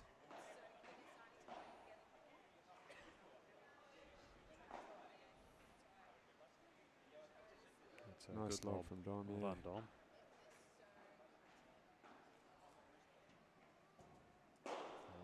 And there it is, big finish. Great point. Great play from Max and Dom there. It's just a long road to win any point, though, isn't it, Rob? And on the way through there, certainly Victor is. scraped about 2 or 3 balls out of the corner that would be absolutely over in most regular paddle matches around the world, you'd say. And certainly most paddle matches in Australia, we don't see too many of those come back. They've called that ball in, I think it was. I have. Wasn't quite sure.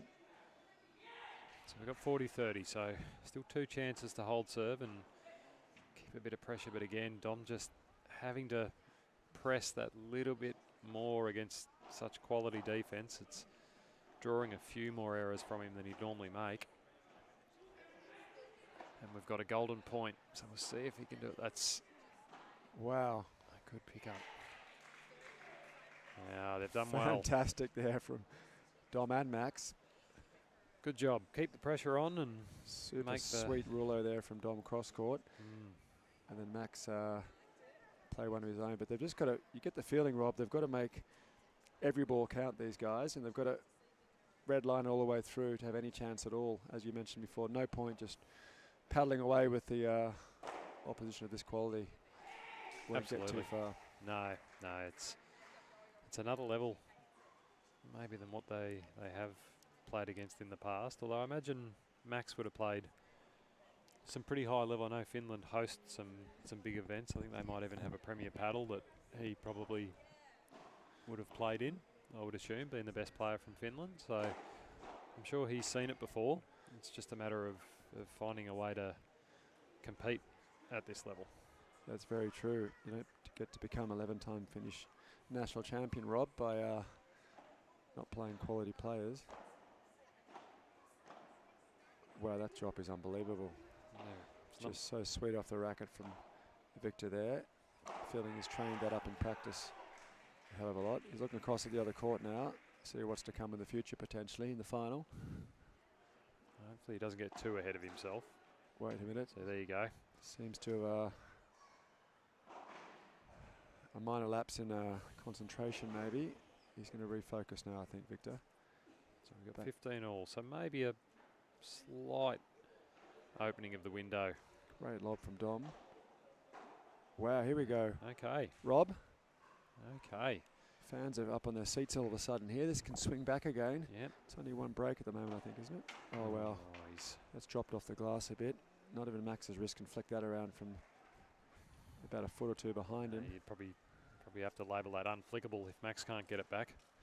There we go, 30 all. That's big. So they've got to try and find a way into this point if they can. Just keep that pressure on, see if they can get it to a golden point. Can't just give away too many free ones, unfortunately they have. So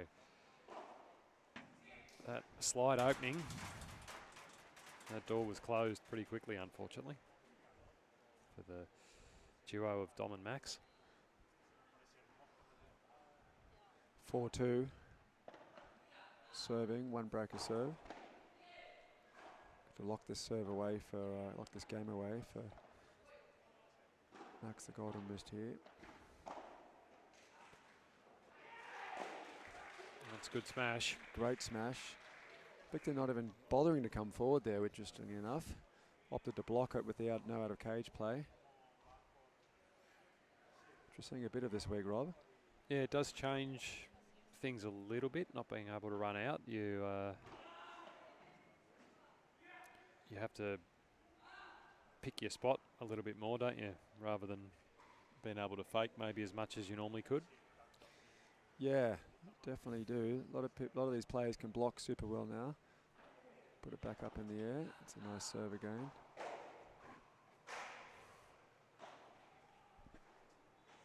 Wow. Oh. Bit lucky there, but he finished it well. Good pick up from Max off the back glass. Max apologising. Dom's behalf. Accidentally tagging Victor. No apologies from Dom though. Didn't want to say that, did notice it.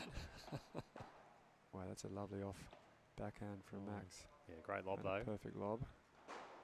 Gee. Yep, Max absolutely bulleted that ball. That Bahada down there. A few smiles from Dom and Max. They know they're playing some quality. Match point next door.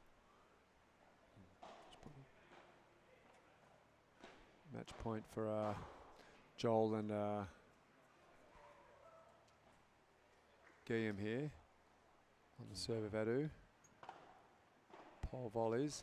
Give you a quick update into the court. And just missed down the line there, so break point saved, or match point saved. Golden point now. Guillaume's elected to take it. Winners from Sydney. Match point again here. Semi-final 2 not being streamed. Have to put up with our commentary on it for a second. Edu serving.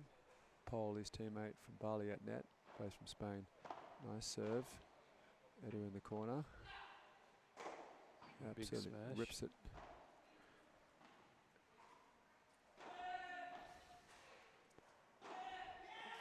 And there it is. Paul Edu narrowly defeated in a 3-set tussle to Guillaume and Joel, or Joel as I'd call it in Australia. Yeah, that's... There goes a racket from Edu. Over the... Maybe a knee joint with it. Over the knee. We certainly wouldn't be doing those with our knees, Matty. So a lot of cotton wool rather than damaging a racket on it. All right, back live in the second semi-final here, or first semi-final. And they've hung with them here. They're 4-3. They've got to go now, though, Rob. Feels like... Now's the time. Don't leave it to the very last second. No. That's not coming back, though. Great sense of court presence there from Victor. Saw Dom move early and went down his wing.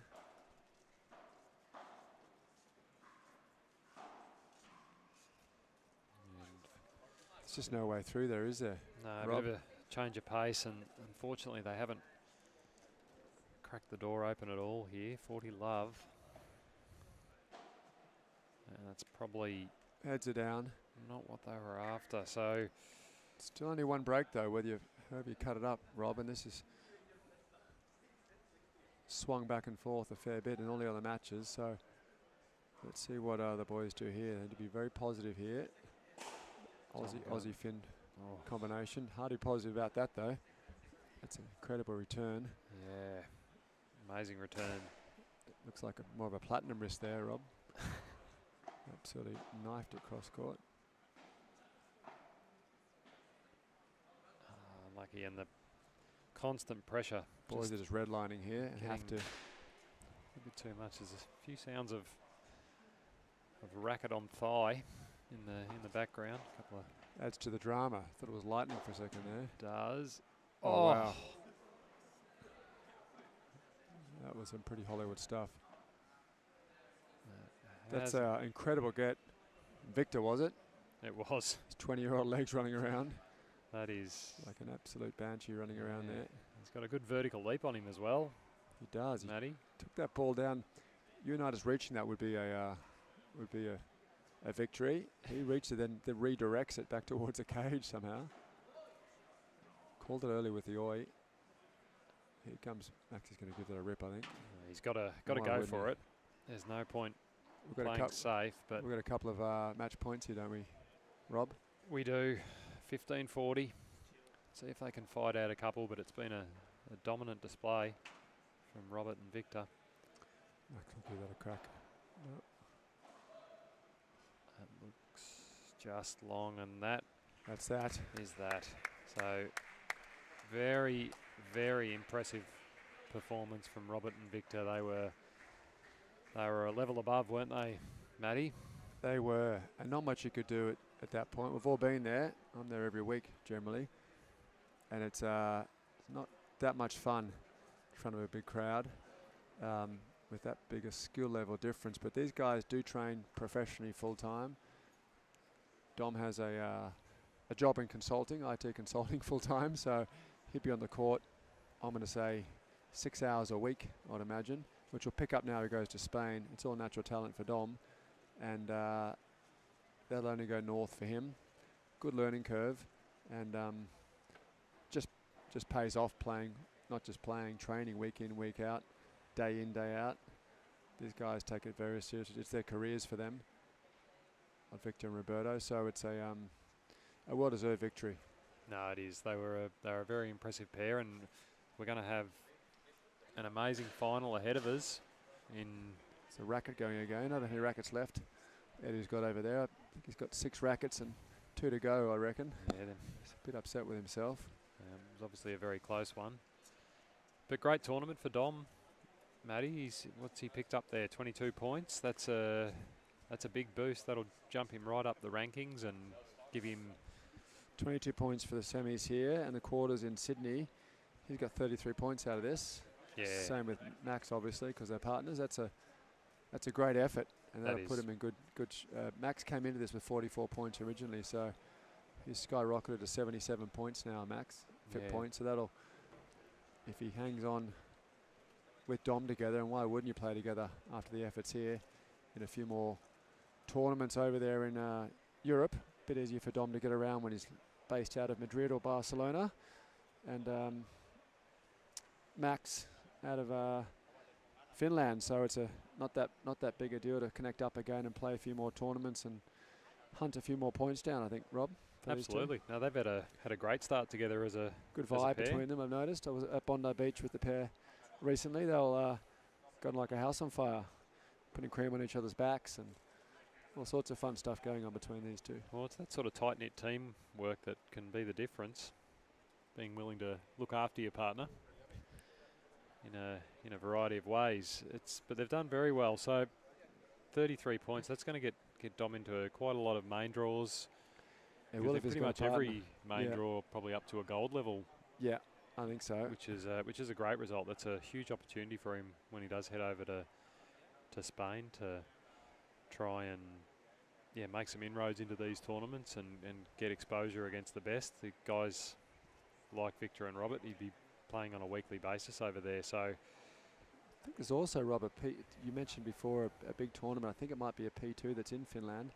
So you'd expect a wild card for the 11-time national champion coming their direction for main draw as well. So good to see if Dom can get into that with Max. Absolutely. He might want to keep applying the sunscreen because that'd be a huge opportunity for him. There's much of that going on in the Finnish summer, but maybe a couple of saunas together. Absolutely. Might be more appropriate over there in Finland right now in winter. Yeah, for sure. Well, that was quite a display from the Spanish pair. We got a little bit of a break now. I think the ladies' final is scheduled for 2 p.m. We've got the British pair, Catherine Rose and Amy Gibson, who's just broken the top 100. I think we broke that one to you live on air, which is a phenomenal effort, and they'll be taking on the top seeds from Holland, Marcella Kirk and Bo Lutikus. That's good, Rob. That's pretty good. better than I could do with that. My Flemish is lacking a little bit, but I'm not afraid to put it out there. So, will we recheck in about how long we got here now? Conscious of the fact that the Great Britain national team coach is also staying up to watch this. We said 2 p.m, so we're talking about 34 minutes for those of you not in Australia. We'll be back here for the kickoff of the women's final. We'll tune in then.